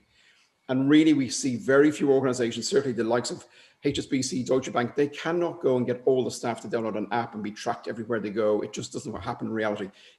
I'm very clear, Amir, it is better technology. It gives you much more granularity, but it's also breaching that line between you as an employer and employee. The fact that the employer is checking how many times you've taken a toilet break, it's just, that's not the line we should be on. We're about the actionable data to run a building better. Thank you. Very interesting. Good. Hi, Paul. Actually, most of the building which is developed recently have their own legacy systems with up-to-date technology itself, like access control or HVAC or surveillance, right? So, and then actually most buildings have their own Wi-Fi network. Using that infrastructure, we can track and monitor the movement in the building inside, because smartphone has MAC address, right? So at the same time, we can track the people counting and movement within CCTV surveillance. So how can you differentiate your solution comparing with the legacy solution with adding some AI functions into that? So yeah, I mean, look, the future, as a lot of people like to try and paint it, and the reality are two different things. And you need to start working with FM teams. You need to start working with security teams and realize why the great big future isn't the reality we all expect. So let's take on your security cameras. I work in a building that used to have 8,600 people in it. All the security cameras, how you're supposed to be able to monitor who's gone where is just not possible. And face recognition doesn't work well. The darker your skin, the less it works. And also, you got to remember, a lot of the times we're looking at our phones like this, okay? Now, face recognition doesn't do cranial recognition. It does face recognition. So a camera needs to be looking at your face. And it's the reality of where face recognition is. There's a big gulf between what it says it does in the can and what it really does. And look, we work really closely with people like Hikvision. We're partners with them and Uniview and others. But the reason they work with us is because in major large buildings, so let's take an employer like an extreme one like Ping An with 1.2 million employees. I'm sorry, all the greatest face recognition in the world is not going to be able to define who out of each person out of 1.2 million people. But what we do is called face filtering. If we detect all of you walking into the building, so Peter and myself walk in, we're not looking for 1.2 million people. We're now saying 2 identities came in. Is this face that's just arrived Peter or Paul's? And we filter down this. This is where we just focus on being the best we are at what we do. And then we look at all the other ecosystems. And then when you add them together, like a recipe, the more you add in sometimes, the better the flavor is. And that's what we're doing. We're working with technology partners to become a part of the bigger ecosystem and make face recognition work better, etc.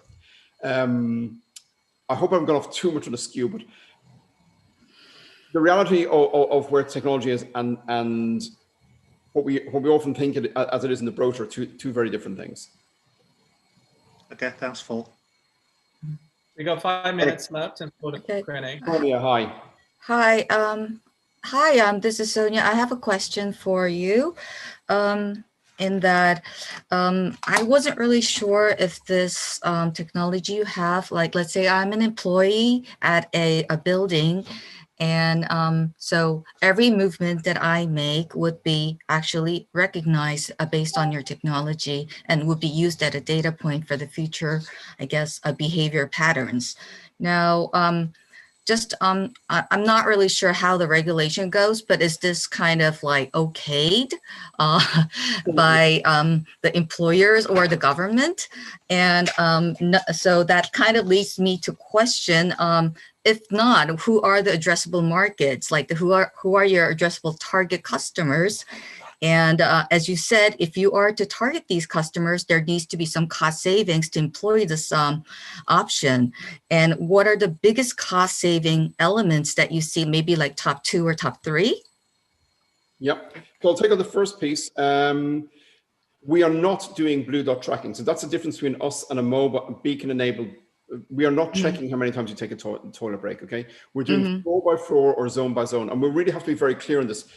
We will actually refuse to do checking how many toilet breaks people take. We won't put our sensors in place like that. We need to be on that right side of privacy. And if you want to go the other side of privacy, use a different technology is our view. We're really, really clear. We're only detecting you in the place where you should be. So in universities, for example, we're only detecting a student in the lecture hall where they should be at that time. And if you're in a private members club, we're only detecting you as a private member in the private members club. We're only detecting you as an employee for HSBC in the HSBC offices. We don't see you elsewhere. So that's that one. The other question you mentioned was about cost savings. And again, this is looking at the usage right now of a building. So what we're seeing right now is we're seeing a tighter number of people in a building as we did before. People are not taking lunch breaks like they used to. So for example, one of the buildings in the US, which we just finished a report on yesterday, we've seen that the number of hours being used in the building has reduced by about an hour. There's literally nobody taking a lunch break. And we're seeing that a weekend, massive reduction. So we're seeing nobody come in this particular building on a Sunday and 3 people consistently coming in for about 4 hours on a Saturday. So what we're looking at is how can you look at all this data and then manipulate how late the air conditioning goes on each one of those floors and how early it comes off. And that's the micro level we can get down to.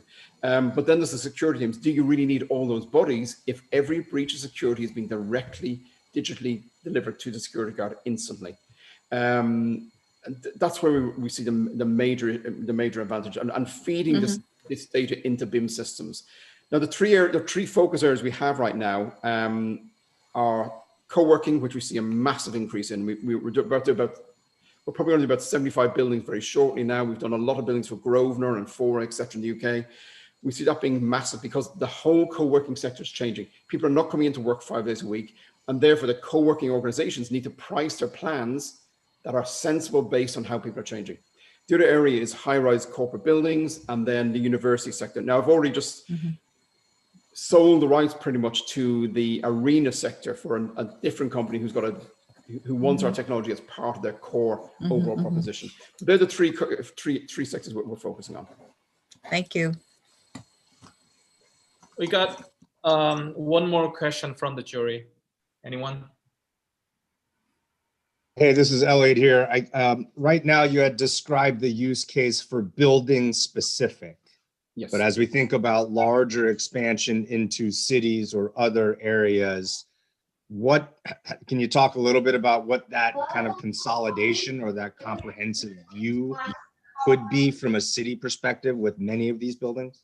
It would really just be sending through to a city authority anonymized data on the numbers of people. We wouldn't be willing to give who it was. So in the building, that's because you're in your employer's building, that's fine.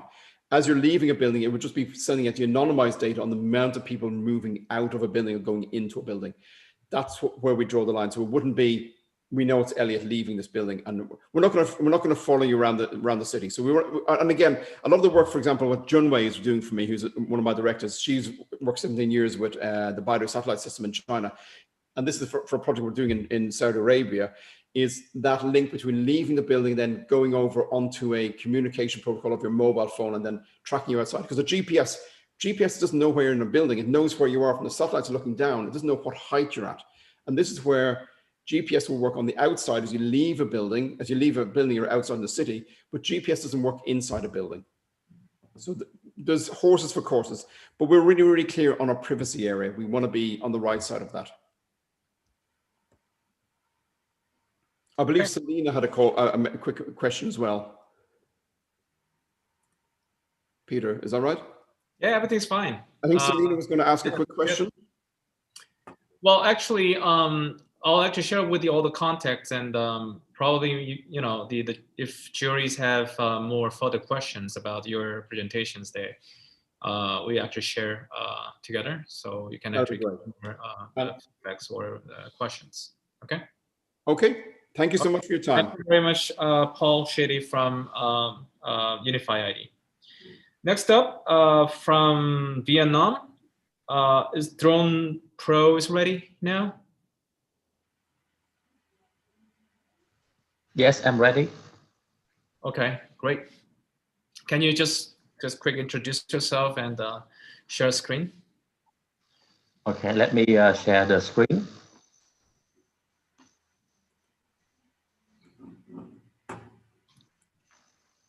Okay. Can you see my slide? Yep. Okay. So hi everyone. I'm Trong. I'm a founder and CEO of Drone Pro VN. We are in the urban air mobility industry, and our product is the smart drone system for high-rise building. So today, the traffic jam is the biggest problem everywhere in the world, and especially in the urban area. Why do we face the traffic jam, and how can solve the problem? So we have the technology solution for that, and we want to realize the solution is a niche market. This is a high-rise building service from the outside. Imagine that if you order something like food and you live in the apartment of the high-rise building, it will take about 35 minutes, 35 to 45 minutes to receive the meal, because you need to wait for the seller to process the meal. You need to wait the shipper to move in the street with many traffic conditions, and you need to go down to the main gate of the building to receive the stuff and then turn back to apartment to consume. Moreover, every year the high-rise building with the huge glasses surface in the urban area, they need to pay about $55,000 to $25,000 just to hire the worker to cleaning the classes of the high-rise building, and they must do this two times a year. And the workers who do that job face many risks from the environment and from the tool. As you see right here, many accidents is recorded from that problem. So our solution is we create the smart drone system that deliver the goods and service directly to the surface of the high-rise building. And this is a very safety solution because we add many safety standards and functions to the platform. It saves time because it just takes about 5 to 10 minutes for you to receive the stuff at the balcony of the apartment, and just half of the time to cleaning the classes of the high-rise building compared to the traditional worker solution. And it saves money because just half of the delivery fee for your orders. And if you owe 1 hour drone, you will receive the service fee as your return. About the market of a commercial drone, it grows very fast, about 20% per year, and will reach about $43 billion in 2024. Our product comes from two components. First is the virtual infrastructure for the drone, the smart drone in the city. This is the mixed system between the physical plan and the information. So this is a very easy manageable system to manage the whole system in the city. And we redesign the drone for logistics with many heavy payload type from 5 kilogram to 100 kilogram. We add the radar and sensor to detect and avoid the collisions. And the most important is that we add many safety functions to the platform like airbag, parachute.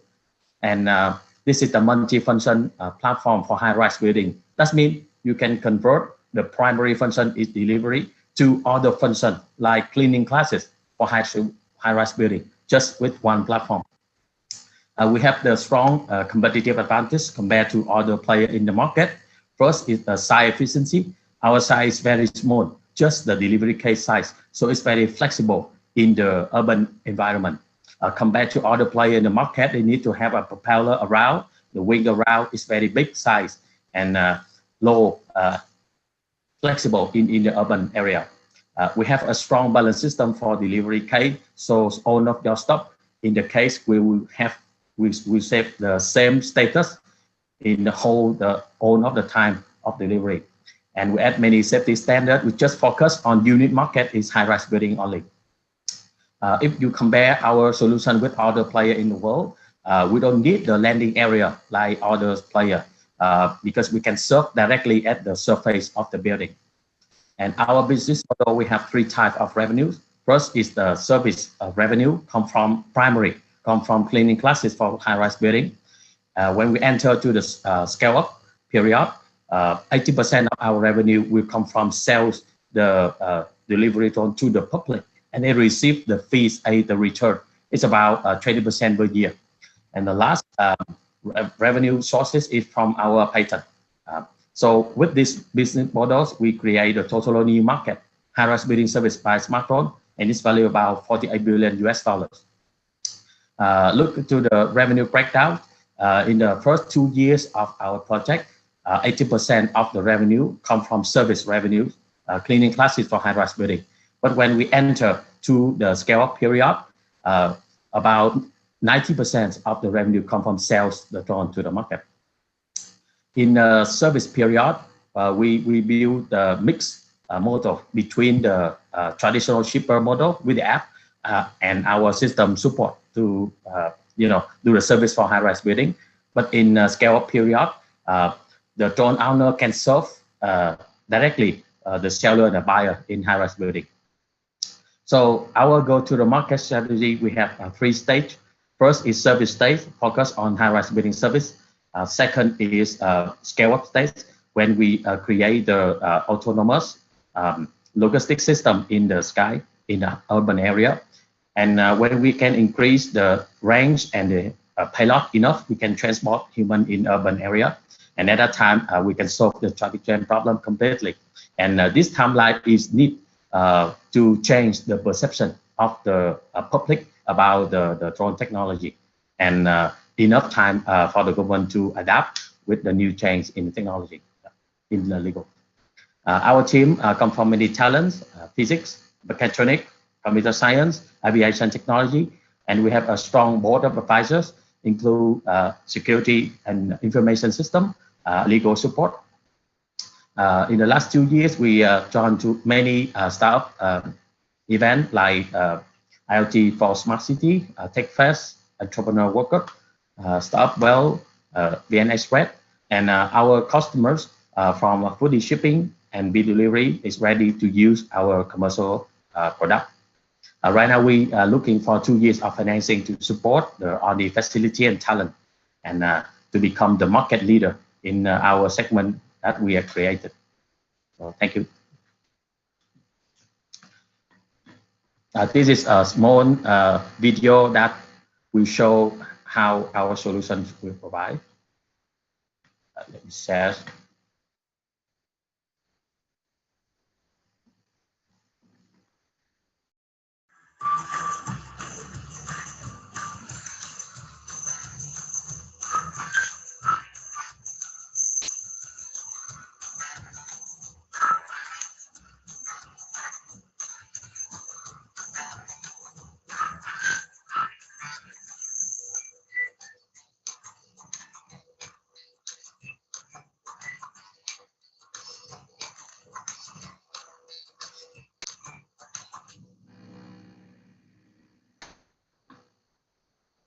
Yes. Thank you. Thank you. So now for the Q&A time for the jury. Any questions? So I have question to Pro Vietnam. I'm Selena. So my question is, who is your main clients, like Tiki, Shopee, or the other logistic company? Or you target on specific clients and you have to build your warehouse? That's the first question. Second question is the cost between traditional logistics, right, shipping, and yours. How much different between the cost? Thank you. Okay, so based on our market, go-to-the-market strategy, in the service period, most of 80% of the revenue will come from a high-rise building service, cleaning classes. So our target customers is the building owner and the agency that they provide the cleaning classes for the high-rise building owner. In the scale-up period, the end user is the resident who live in the high-rise building, in the apartment. They want to, order something online and they want to receive that in the apartment balcony. So the partner will be Tiki, Foodie, and other e-commerce support, e-commerce provider, and logistic company too. But the end users is the resident who live in the apartment. And about the cost, the delivery cost by the smart drone is just 50% of the cost compared to the traditional shipper solution. And the high-rise building service fee also be 50% compared to traditional solution.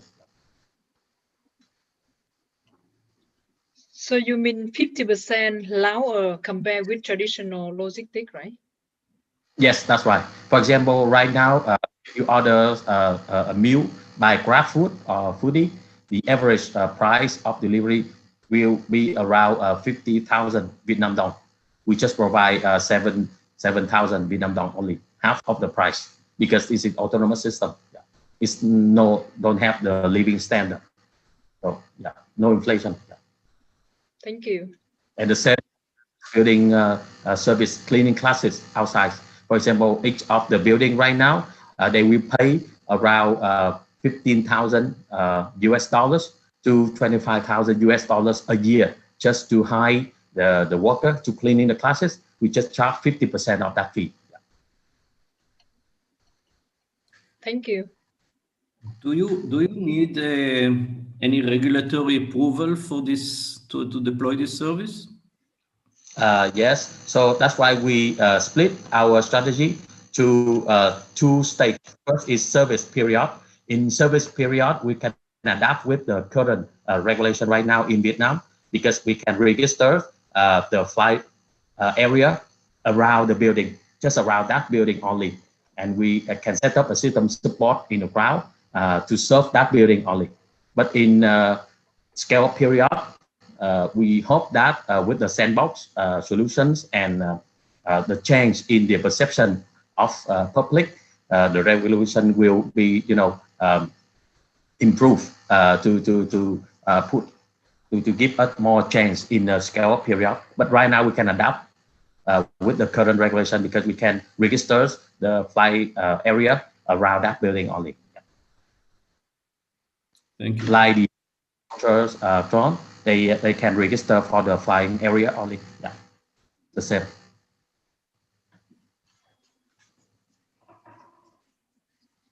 What's the regulatory restrictions and approval process that you need to be able to service or be able to operate the drones with approval from kind of the city?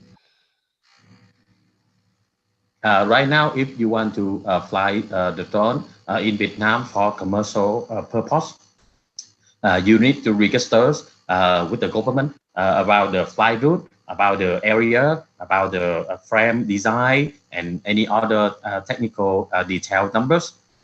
If they approve, you can operate it.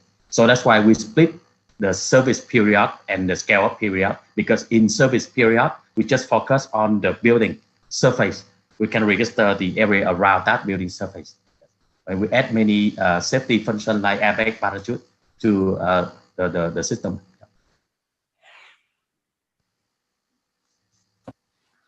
I have a question. I think a lot of people asked on the regulatory, which it was one of the concerns that I had, so I'll skip that part. But I was wondering, like, you said you will be doing the cleaning service and then online delivery. So, I mean, you could leverage the drone and that way, but just kind of like wondered why you came about like those solutions. Usually in tall buildings, how do you get it? Like, how do you get the pickup? Like, do you have like an open window outlet, or is there some meeting place? So that was a question I had, because in Korea, where I live, a lot of the buildings have like windows that would not really fully open. Another thing was that because of some of the regulation issues in many countries, I do see that there were some risk in applying these drone services in urban areas with tall buildings. So Vietnam may not be there, but I would like to know if there are alternative like business models that you want to expand into. Like, for example, like in the US, they do delivery to like rural areas. So if that's a possibility. And last question would be, the business model that you have, is this a technology based or is it a service patent based? Okay. So I will ask your questions. First, why I choose the niche market high-rise building service, because other design cannot do this. If you start the new solution, I think you need to choose the niche market that other player in current market cannot serve. For example, right now you can see most of the designs, they have the propeller around, the wing around, for example, they cannot serve the high-rise building surface. They cannot deliver it to the apartment. They just, they must need the landing area to ship the thing. But our design is quite different. We don't need that. We can serve directly to the building surface. So if you choose the niche market to survive, then you can scale up in that niche market, and then you can expand to other market. Second, because many accidents from the worker who the classes of the high-rise building is recorded in recent year, and that is a very high profitable market. So that's why we focus on that niche market first in our strategy go to the market.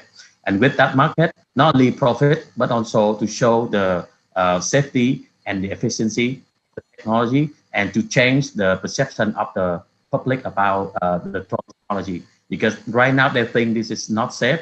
This is, you know, just for fun, just for the toy, for example. It cannot be applied to the real life, to the commercial, and to the industry application. But if we can prove this is the good solution for them, we can change their perception and move to the next stage, is transportation in urban area. And the last one, our business models is based on not only the technology, but also not only the technology, but also the business models, because most of the players in the market right now, they serve directly their end users or partner. So the cost of the service is very high, but we apply the sharing autonomous system concept to our business model. That means if you have a free money around 2,500 US dollars, you can buy our delivery drone and put it to your balcony or the top of your house roof. So that drone can serve other people around your home, and then you receive the delivery fees as your return. And that's how can we scale up in the urban area. So this is two things. The key thing of the business model. First is the technology. We keep many patents in the technology, and second is the business concept. How can we reduce cost for the partner? Yeah. Thank you.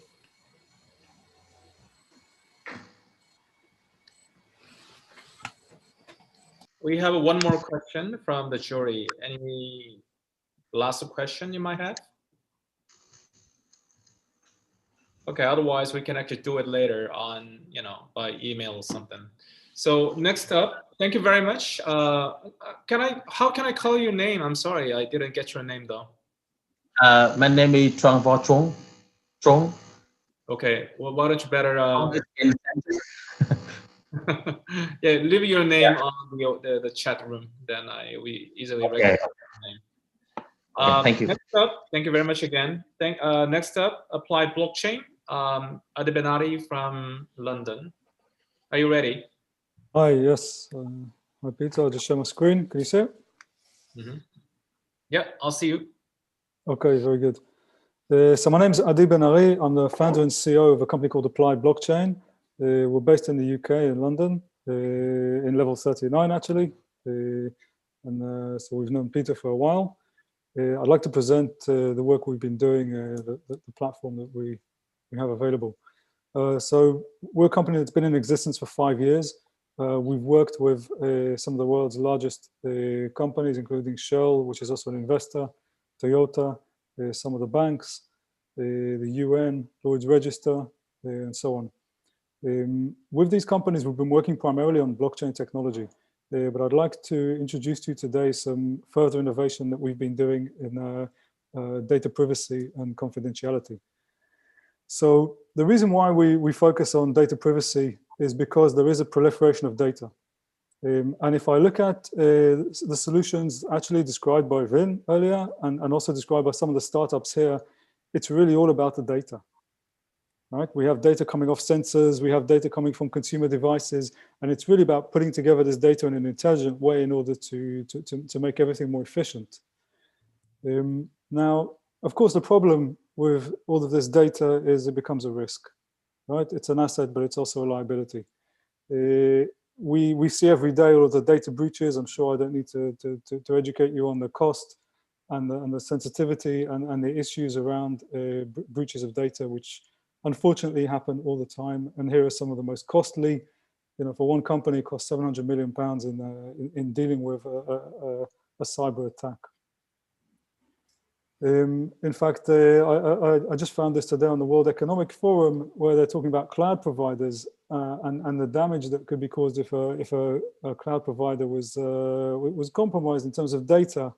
And you know, we're looking at hundreds of billions of dollars potential damage. So if we think about IoT and smart cities, then you know the solutions that we've been talking about so far, and the solutions that are really being put in place, are data lakes, analytics, places to do AI, and so on. Now, again, this is a fantastic way of getting insights and making things more efficient. The problem is this is also making a bigger target for an attacker. The more data we put in there, the more is available for somebody to really take. Now, the default solution is to build bigger walls around this data, right? How can we get more sophisticated cybersecurity? How can we secure the endpoints? How can we put more and more layers of protection around the data, the more and more data that we hold, right? The problem is that this model requires almost unlimited investment. You just think about what the banking industry does in order to secure its data stores. And it's also a cat and mouse game with the with these attackers, and unfortunately, it's very difficult. Now, we work in the blockchain space, as I said, and blockchain is only part of this equation, because what blockchain brings to the party is what we call group security of historical data, right? So instead of one party ensuring that the history of the data is correct and it's not being modified, there's a group of parties who together are providing this security. And the theory is that it's easier for a hacker to attack one party than to attack a group. So if we want to know the integrity of the data is good and hasn't been tampered with and is hard to attack, then we can use a blockchain.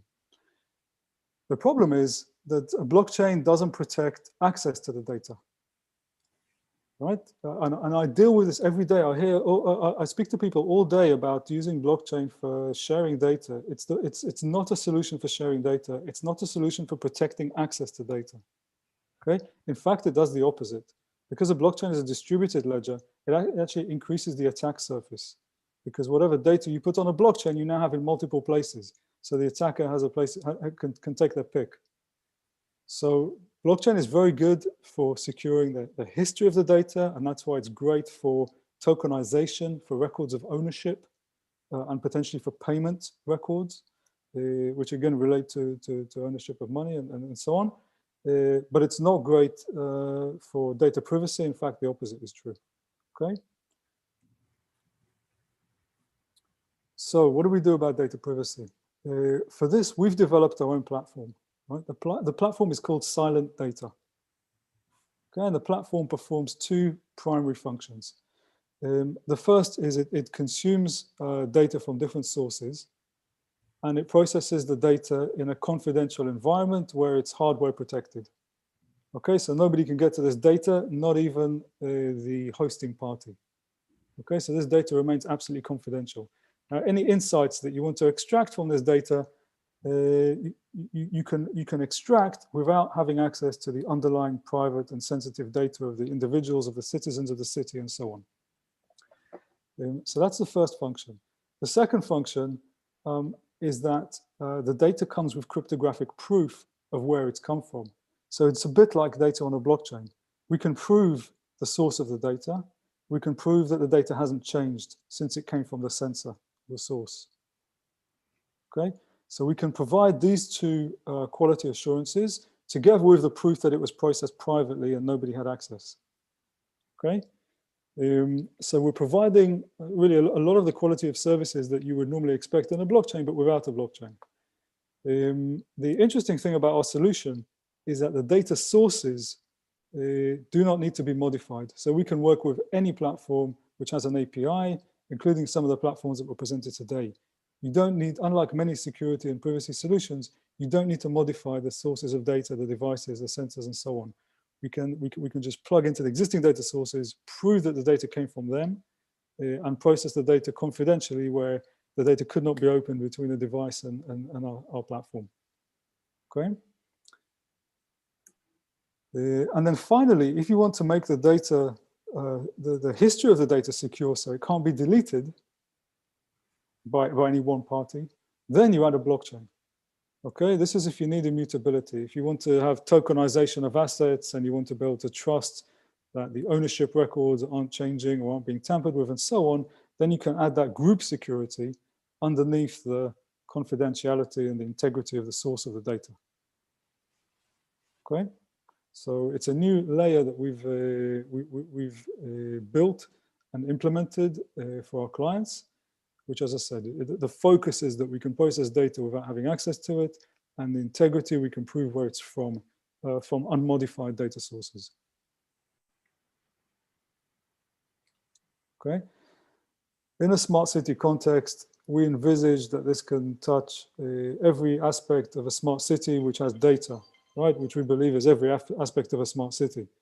Whether this is healthcare, energy, transport, people's location, the data around buildings and people's movements, of course, sustainability, education, and so on. Anywhere where we have sensitive data about individuals, which could be used, could be targeted by a malicious actor, then we can implement this solution, this platform, in order to process that data in such a way that we have the integrity, we don't expose the data.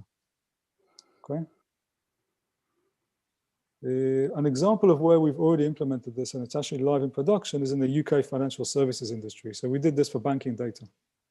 And we integrated with open banking APIs, which the UK banks provide, and we can provide certificates which prove data points about bank accounts from banks without the banks having to modify their APIs. So the banks are the data source in this case, and we can provide certificates of proof from queries about that banking data. And we do it through the Silent Data platform. So imagine, instead of a bank, we have some transport data, we have some building data, we have location data, we have sensitive data that we don't want to share. We want to be able to query it. We want to have integrity, to prove integrity of where it's come from. We can do the same thing with the smart city data. This example with the financial data is already live in production. The company itself, as I said, has been around 5 years. We've got a fantastic team based in London and in Portugal. In February 2020, we raised a second funding round led by QBN Capital, whose founder is Antti Tung from Hong Kong, together with his management team, Frank and Philly. And as I mentioned before, one of our previous investors is Shell. So we know how to work with very large companies, with corporates, and with the sensitivities of their data. If you have any queries that we don't answer in this next session, then please reach out to me directly. It's adi at appliedblockchain.com. Thank you, Adi. Okay. So now let's take questions and feedbacks from jury. Adi, are you tokenizing the data layer? Is that how you get to that bottom layer? I saw Yeah, think about two layers, okay? And think about the blockchain being the second layer, right? So the blockchain layer is for tokenizing. If you've got, and the only reason to tokenize something is because you want to provide group security around its ownership. So the thing with tokens is they represent some kind of asset, and what you really want to know is who owns the asset. So the blockchain means that there's a group looking after that record. Right? So if somebody wanted to steal the asset, they'd have to go and compromise a big part of the group in order to change that record. So the asset layer is the blockchain layer, right? We know how to deal with that very well, right? That's our bread and butter, is building blockchain solutions. And if you want to implement blockchain in a smart city environment, we can help you do that. But before the blockchain, we've built a layer which we call Silent Data, which takes the data from the existing data sources and puts it into a confidential environment, okay? Runs computation on the data, so it provides some output that we want to use in order to prove certain things about the data, and that could go down to the tokenization layer as well, because maybe you want to prove things about the assets, but you don't want to share the data. So we can take the data from the top, process it in a hardware confidential environment, and provide proofs about that data. Those proofs can be consumed by other parties, they can be digital certificates, and they can be consumed in a blockchain. If you want to check things in the blockchain before you make payments, you want to check things about the data, about the environment, and so on. Okay. For example, And how are you providing access to view that layer? There's no access to view it. That's the whole. That's the deal. It's an environment where nobody can access the data, and that's why we can put the data together in a safe way.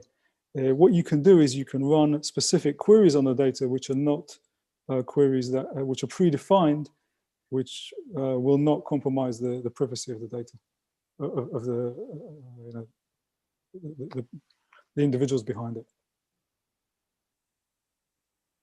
Hey, Adi, I have a question on that front as well. Because it seems like you have, the way I'm kind of like mind mapping it, it seems like you have not two separate products, but two ways of engaging with a large enterprise, right? The the integrity aspect and then the immutability value proposition, which kind of carries on like two different competitor sets, because you have like an ocean of companies that are in the data integrity space, and then you have a, let's call it, growing number of companies that are in the tokenization space, and sometimes within the same company. So for example, maybe your competitor in slot 1 is IBM, and then your competitor in slot 2 is Hyperledger with IBM. So I'm just kind of curious to, because from my perspective, I haven't seen let's call it a blockchain organization with that many enterprise engagements. So I'm interested to kind of see how you kind of frame those collaborations. Is it like an upsell environment in there? That kind of thing. It's a very good point you raise, right? The way we got here organically, right? We got here organically from talking to companies for 5 years, trying to understand what they wanted from blockchain, right? And what we found out was what they want from blockchain isn't necessarily what blockchain is. Okay, what blockchain is securing the records of ownership of those assets, right? And then some smart contracts for limiting their movement and defining their movement, right? What blockchain isn't is a way of protecting data or sharing data between parties, right? Or securing that data, the access to that data. And so people came to us with these requirements. As you say, they're actually, we've separated them into two distinct layers, because, like I said, they're not all, we found that a big chunk of the requirements, you want to know where some data's come from, you want to know the history, you want to know the integrity, you want to know it hasn't changed, you want it processed privately. Well, actually, we've built a platform for that. You don't actually need a blockchain, and you don't need to distribute a database, and you don't need all of these parties on board, and you don't need a token in order to achieve those goals, right? If you want to secure records of ownership, you want to tokenize, and you want the efficiencies that come with a digital platform where asset ownership is presented, then you can put a blockchain underneath, but don't put all your data in a blockchain, right? Because then you're just increasing your risk, right? Process your data before then, extract cryptographic proofs about the data, which is what we do, and put those onto the blockchain, because those give nothing away about privacy, right? And they give you what you want from the blockchain, which is the ability to understand the history of an asset, to secure and to check against it in a decentralized way, right? A smart contract could check one of these cryptographic proofs and not allow an asset to move, to change hands, unless it's got sustainable sourcing, it's come from the manufacturer, we believe it's come from, it's in the location that we expect it to be in, and so on, right? So those things that you might want to check in a smart contract before you move the asset versus the payment, you can check them, but don't put the data in the blockchain. Yeah, so I see these things as very complementary, and it's coming from a place of actually listening to the customer requirements and seeing what they expect to get, what they weren't getting in the old world, and what they're expecting to get from the new one. And that's how we develop silent data. So I have two questions related. So one of the biggest problems is definitely the different interoperability between blockchain systems. And at the moment, from my experience in blockchain, only probably Hyperledger is scale enough to use. How do you do the interoperability between systems, especially for the big corporations you're doing? First question. And second question, when you get the data, especially when it comes data from smart cities, there's a lot of fragmented data and a lot of, I would say, even just getting the quality of the data is very difficult. So I will look at that, especially when it comes to blockchain, to the relationship between blockchain and machine learning or AI. Yeah, look, first of all, I don't agree that Hyperledger is more scalable than other platforms. I mean, we run multiple tests on multiple blockchains on behalf of many companies, and I can give you a lot of insight into the test that we did. You know, there's each platform has its own unique properties. In terms of operability, the interoperability. So sorry, just on that. Yeah. So just on that, you're very broader. Can you give it more specific? Because I've been working with governments and a lot of institutions, and the costs, even with big providers, the costs are crazy in most of the stuff. So just to understand. So for instance, we share like the 2 or 3 blockchains that you're using, just for me to understand, because it's a very important question. Because even with the governments I use, I end up actually having to go very practical. I just would like I would. To be honest, it's a good conversation to have. I'd like to take it offline if that's okay, because it's you know, but it depends what the requirements are, right? I can tell you the perfect blockchain for a specific type of. It depends what problems you're trying to solve with the blockchain. Okay, but I'm talking general for smart city. General, I mean, for Hyperledger, yeah. Not just black and white. Tell me, let's say I would suggest Hyperledger or Tezos or Polkadot, just for me to understand what's just more or less top level, of course. Yeah, Dennis, I suggest we take this offline. I can tell you it depends on number of nodes, because that completely replicates your hosting cost. Depends on the data you're actually putting on chain, and you probably don't need to put as much data as you think on chain, and that will massively reduce your cost. So it comes primarily down to those things. If you use a public blockchain, and of course there's transactional cryptocurrency costs. But happy to go through it with you in detail offline, in so on. What I'm trying to present here is actually, don't just think about the blockchain about solving all your problems. Yeah, go the next level up, because actually you can solve a lot of those problems without the cost of a blockchain, right? It's only if you need to run digital assets that you need to go that next level down, right? And quite often you do, right? But if you're just trying to solve problems about data integrity, about history of data, about sources of data, and so on, then the platform that we've built will let you do all of that, right? And it's not distributed, so it doesn't replicate your cost. You don't need 10 nodes now doing the same thing, right? Which means 10x your cost.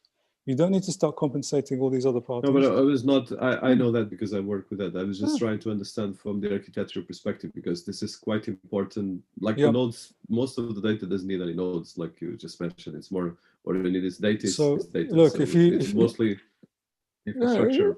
If you've got very little data, then the cost of hosting a blockchain is really minimal, right? It's just a replication of a few servers. So I'm not sure where all the big cost is from.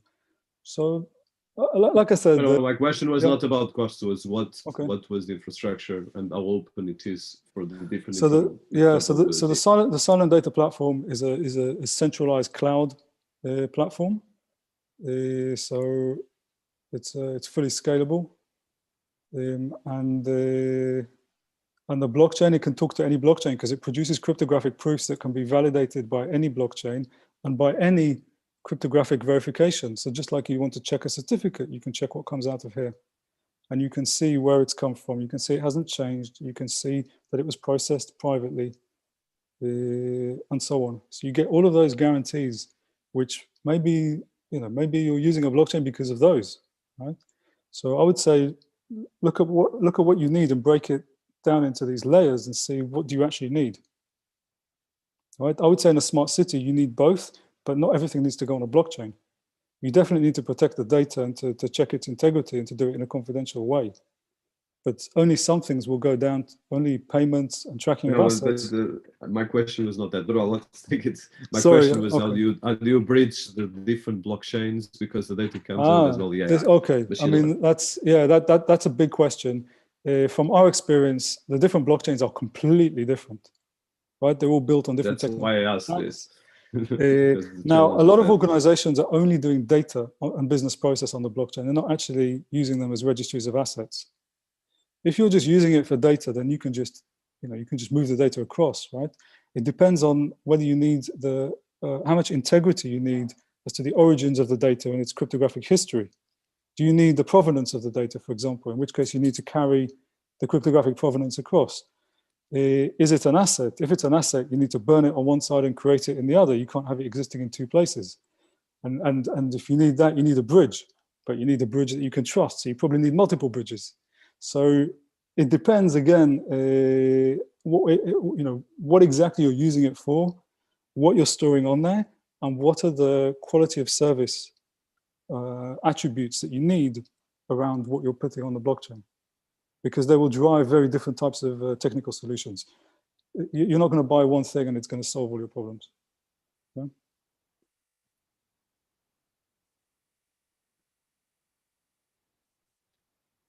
Happy to take it offline and talk about it all day. No, it's okay. Thank you. Okay, I think it's almost time's up. Anyone would like to really just have the specific questions to him? Selena? Yeah, I have one more question.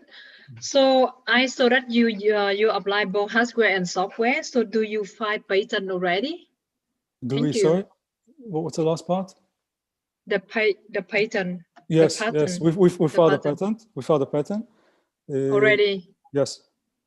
Yes. Thank you. Okay, thank you, Adi. Thank you very much for your contributions and efforts, and maybe I can catch up later, okay? Okay, thank you, Peter. All right, thank you. The final pitching startup from Vietnam, WeBike. Are you ready?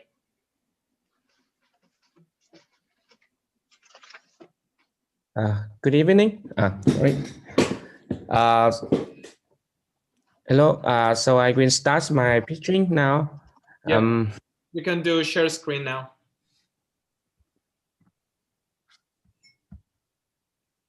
Sorry. Can you help me? So sorry. I take 1 minute. Yeah, we hear you. Can you share your presentation deck with us? Okay, share.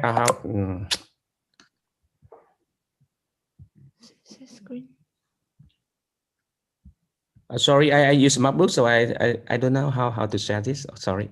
Go to the bottom. In the center, there's a green button on it, which is written in share screen. You click it. Okay, I will assist now. So I open my another computer. Okay, so wait me 1 minute. Sorry. Okay, just take your time. So in the meantime, gentlemen, ladies and gentlemen, so I already shared with the jury scorecard. So I hope you just writing them out. And after this, the final presentation, I'll be happy to collect them from your ends. And also, I'll actually just creating some group chats or maybe by group mail that share the presentation deck that those 4 startups, and also the presentation from the speakers for today. Okay. Thank you. So also, I'd like to ask you to come by again for tomorrow. So we have 3 or 4 the startups again from I think from South Korea and from the UK and Vietnam. And so just let me know if you can join us, because we do have 13 jurors to be participating in the pitching competition. So please let me know. I already actually sent you out the calendar invite, Zoom calendar invite. So I know some of people are a little bit confused by actually just clicking in different, calendar invite, but just follow the title. It's XnTREE Open Tech Week 2nd day. Okay.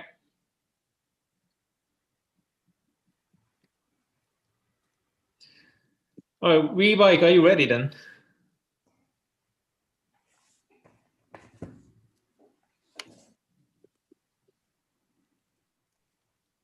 Okay.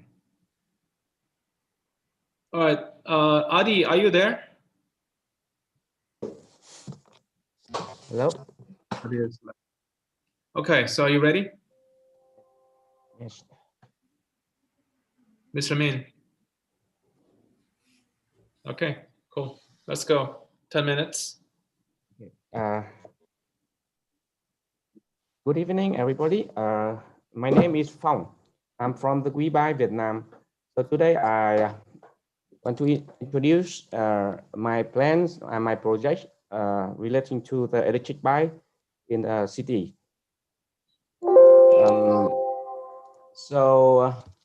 Today, the problem we want to solve in Hanoi and Ho Chi Minh City is the traffic problem in a big city in Vietnam. So, you know, in Hanoi,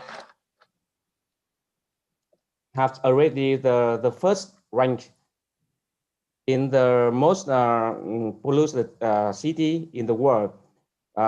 So almost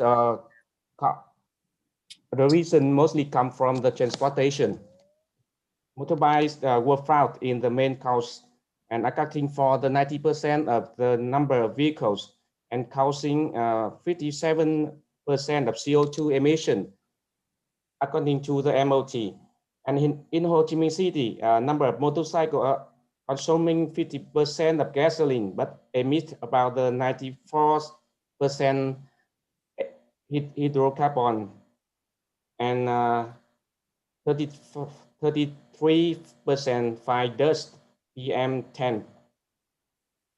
And the overuse of motorbike and car with on the daily life makes the stress and the traffic jam in the big city, make the Vietnamese people lack of exercise and very tired.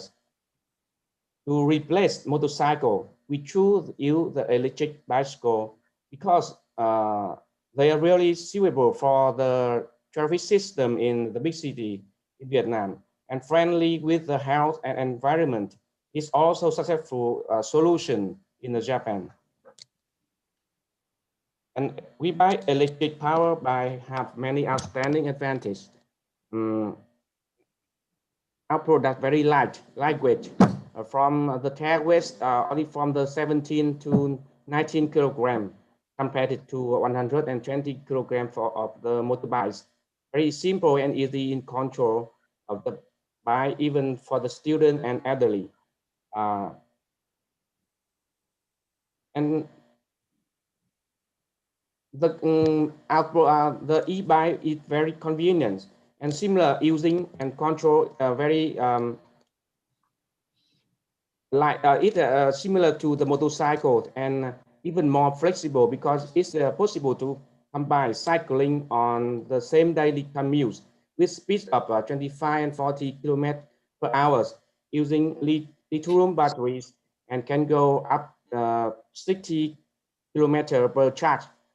The difference compared to the other electric vehicle is that there is no need to worry about the running out of battery in the because the bike maintain you can use the pedal and very light to cycle with the empty batteries. And we also the supply for the e-kits for the people have normal bicycle want to upgrade to the electric bicycle one. So our team have three founders, and the first one is Mr. Trần Nhật Nam. He's also the vice chairman of the WeBuy. The background is his master business administration in the USA. He has 20 years experience in finance and former vice CEO and of SB Bank and Techcom Securities. He have a lot of breakthrough ideas about the bicycle and the green environment. And the second one is Miss Hằng. Miss Hằng, she is the bachelor marketing and have more than 10 years of marketing and business development in finance and banking. And now she is the CEO of WeBuy. And the last is me. My name is Lại Thái Phong. I'm a master of automotive engineering, University of Transport and Communication in Hanoi. I also working for the Vietnam Register, the department of the MOT. And I think I work a lot of the transport policies in Vietnam. So I think I choose the e-bike for the best solution for the big city in the future. And the last one is the mentor, WeBuy mentor, Miss Lê Mỹ Nga. She is the Vietnam country has of ABS consulting groups. She has a lot of experience in the energy industries. So our mission in the 2030, we hope there are 100% non-emission vehicle in the center of big city in Vietnam, and we aim to be the first #1 in the market share in the e-bike in Vietnam in the 2030. And we also have the 2 million people using the we e-bike for commuting in 10 big cities. And that the resource we will reduce 2.5 million tons of the CO2 per year.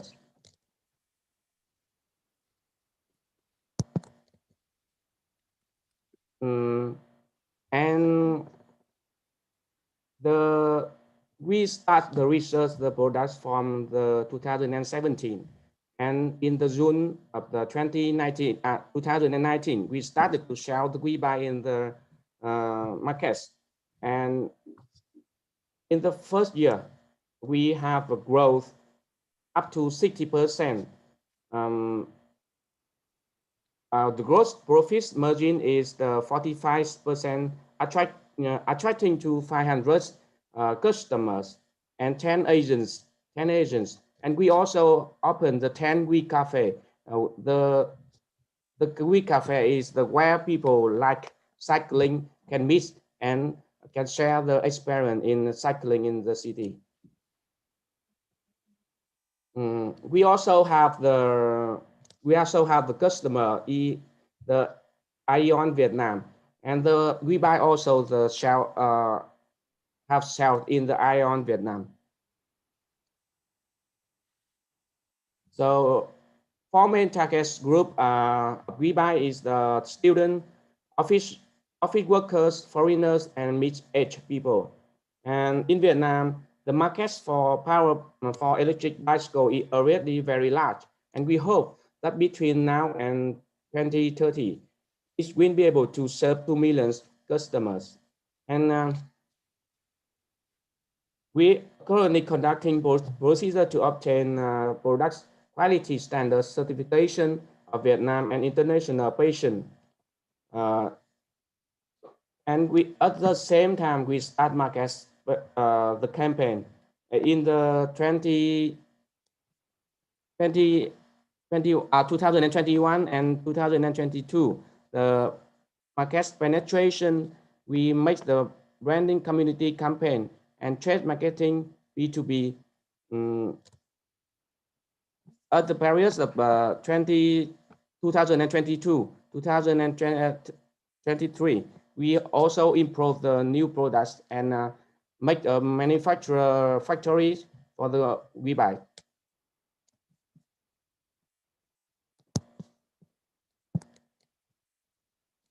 And the period between the 2033 to 2025, we hope become the market leader with the high technology products and large community.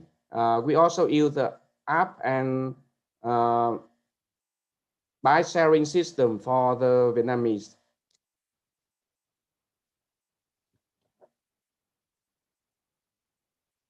So we are focused on the developing of distribution channels to the last and most professional distribution nationwide who have customer segment that match WeBuy products and have the best customer service.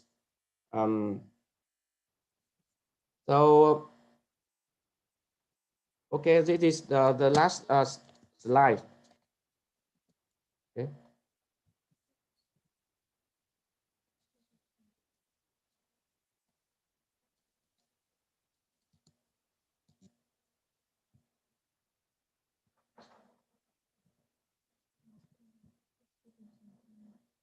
Okay, this is the distribution channel.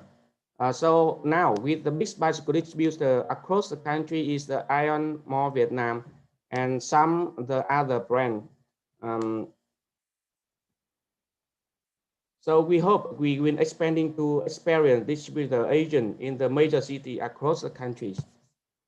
Well, thank you. I finished here. Thank you very much for sharing your presentation. So I think that a lot of questions from the jury now. So it's time for you. I will start. Thank you for the presentation. I think it is e-bike is a very good idea to deal with the air quality in Vietnam, in Hanoi. But my question is, you know, what basically air bike exists on the market today? I'm sorry, electric bike exists on the market today. So what is the uniqueness in your company and what are you bringing to the market? Is it the product or is it the business model, or why e-bike are not popular in Vietnam as of now? Maybe it's too expensive. I don't know. Yes. Thank you for the question. So in Vietnam, the electric bicycle or electric motorbike are almost the popular. Is other popular vehicle, but mostly they come from the China, and they use the lead acid battery. It is not good for the environment, and they also make not good for the health of the user. And the bike product is almost manufactured in Vietnam. We have a very,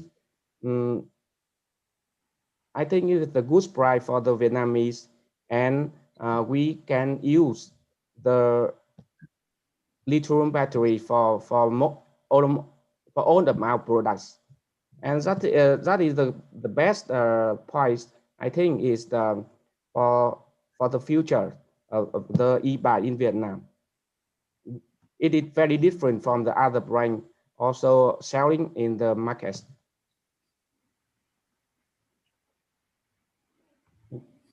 Thank you. Any other questions?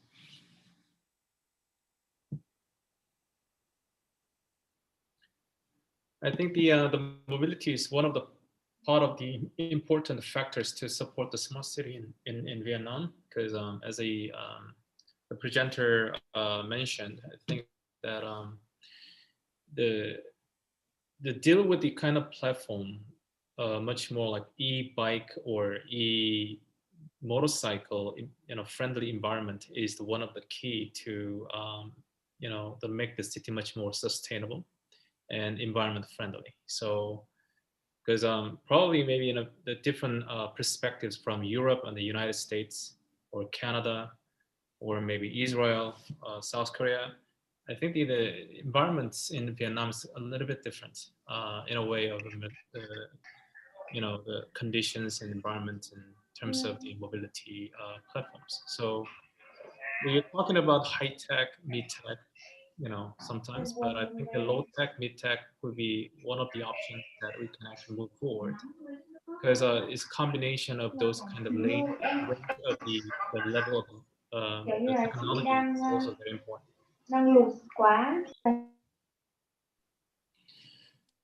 So more questions from the jury, please. Yes, I have questions. So thank you for presentation. My question is it possible to switch from physical cycling to electrics of e-bikes, and how does it cost? Thank you. You mean the price of the e-kit to upgrade to the electric bike? From the e-bike, the price is around 6 million to 7 million. Depends on the last of the battery. 6 million Vietnam đồng. And I think we also have the decrease the price when you we have the mass, we have the good manufacturer or have the large product. We manufacture the large product, we decrease the price.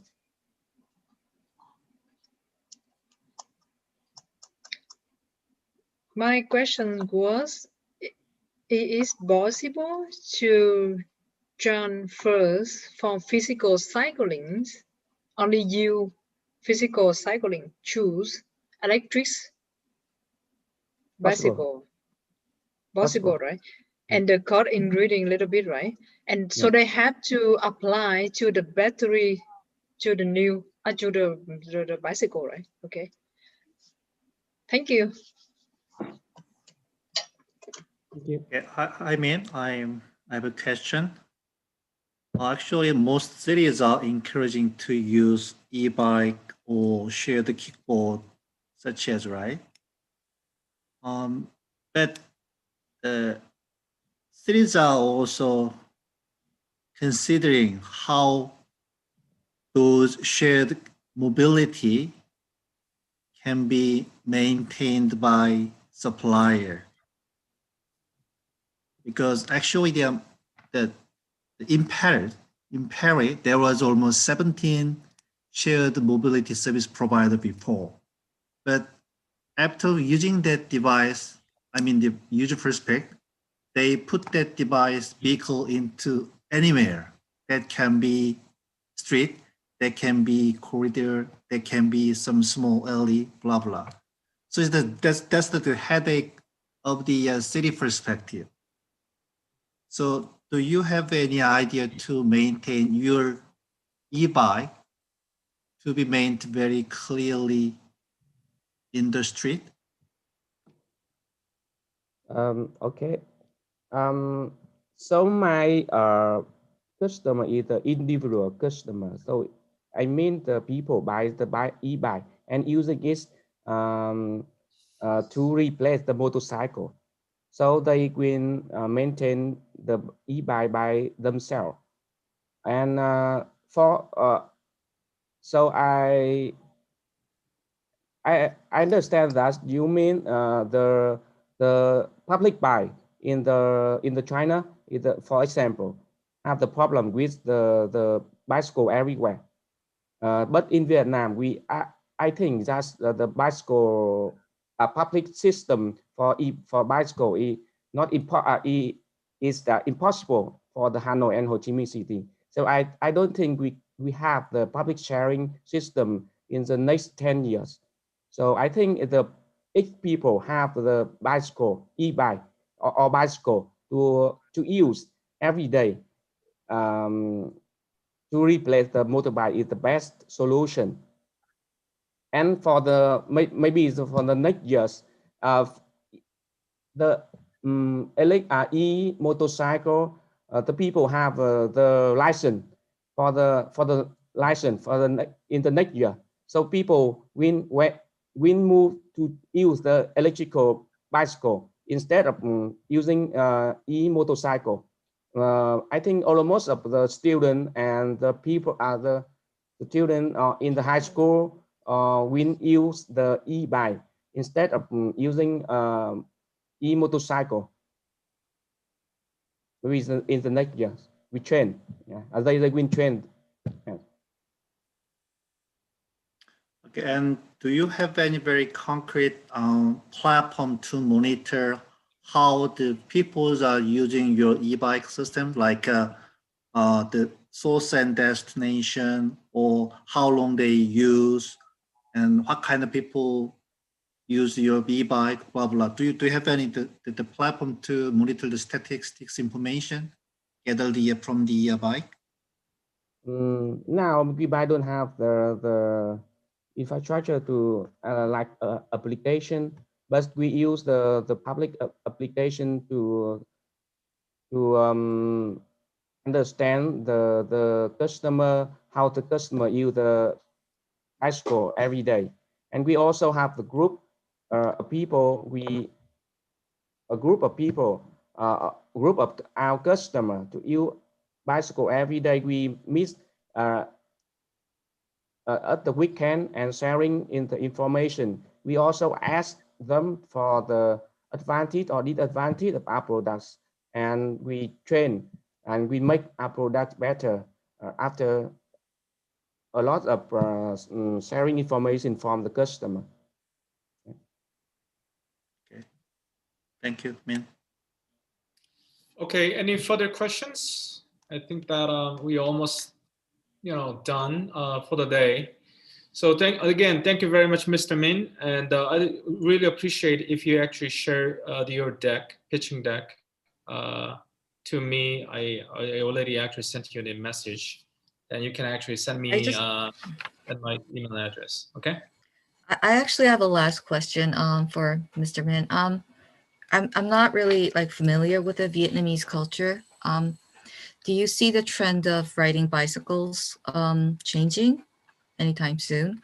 For example, in Japan, people less likely ride motorcycles than bikes. So it could be a cultural thing, or maybe some demographic changes that could be leading to the population of the biking people to increase or decrease. So is there any changes that you're spotting?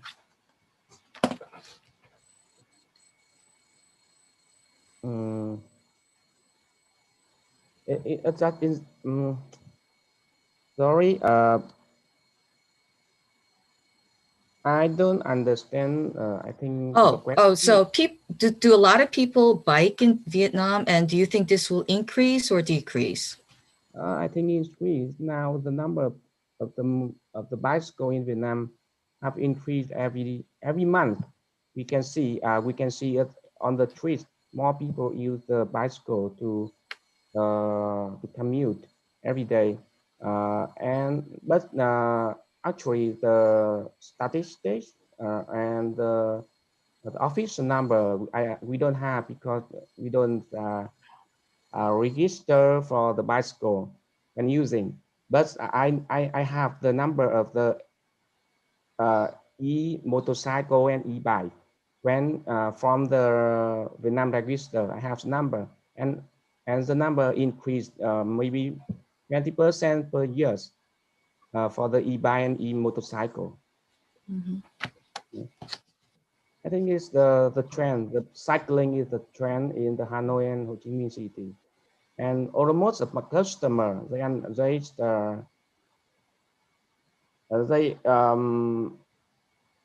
really like to using the e-bike, and almost of them sell their motorcycle because they think they don't need the motorcycle anymore. All right, thank you. Thank you very much. All right, so if you have any further questions to the startups, and I actually give you kind of the guidelines so that you can just send me the specific questions that I can actually distribute to the startups this week. Thank you very much again, Mr. Min. So I appreciate if you share your pitching deck for today, okay? Thank you. Can you close your presentation deck on the screen? All right, so I think that we are pretty much done today. So we have another day for tomorrow. So we have 3 or 4 more startups coming up, then or very preeminent speakers in advance, and they actually are sharing all their insights. One speaker is from Mistletoe, a subsidiary of the SoftBank, and a partner of Mistletoe will be speaking on behalf of the entire companies dealing with the smart city initiatives in Singapore, which is called Addressable. And the other speakers and also is talking about the British smart city initiatives. This guy is actually coming from the DIT Department of International Trade. So currently DIT is working together with us and to initiate a specific project in Vietnam. So I really welcome every juror just come by again for tomorrow and taking a look at the startups, and you can actually give a lot of feedbacks and questions. Then I also looking forward to your jury card and coming in you can just send it over to me right away, or maybe by tomorrow. It's up to you. Okay, I'm ready. And also all the the contents of the speech and the pitching from the startups will be recorded and will be uploaded on World Smart Cities Forum website. And I think that Denise can also promote this the contents on your platform as well, if that's okay with you. Okay. And if you have any questions, let me know. Anything, and otherwise we look forward to seeing tomorrow. Thank you very much for almost 3 hours and your dedication. I really really thankful for everything you've done for today. Thank you. Thank you, guys. Thank you. Thank you, Peter. Thank you, everyone. Everyone. See you on tomorrow. See you tomorrow.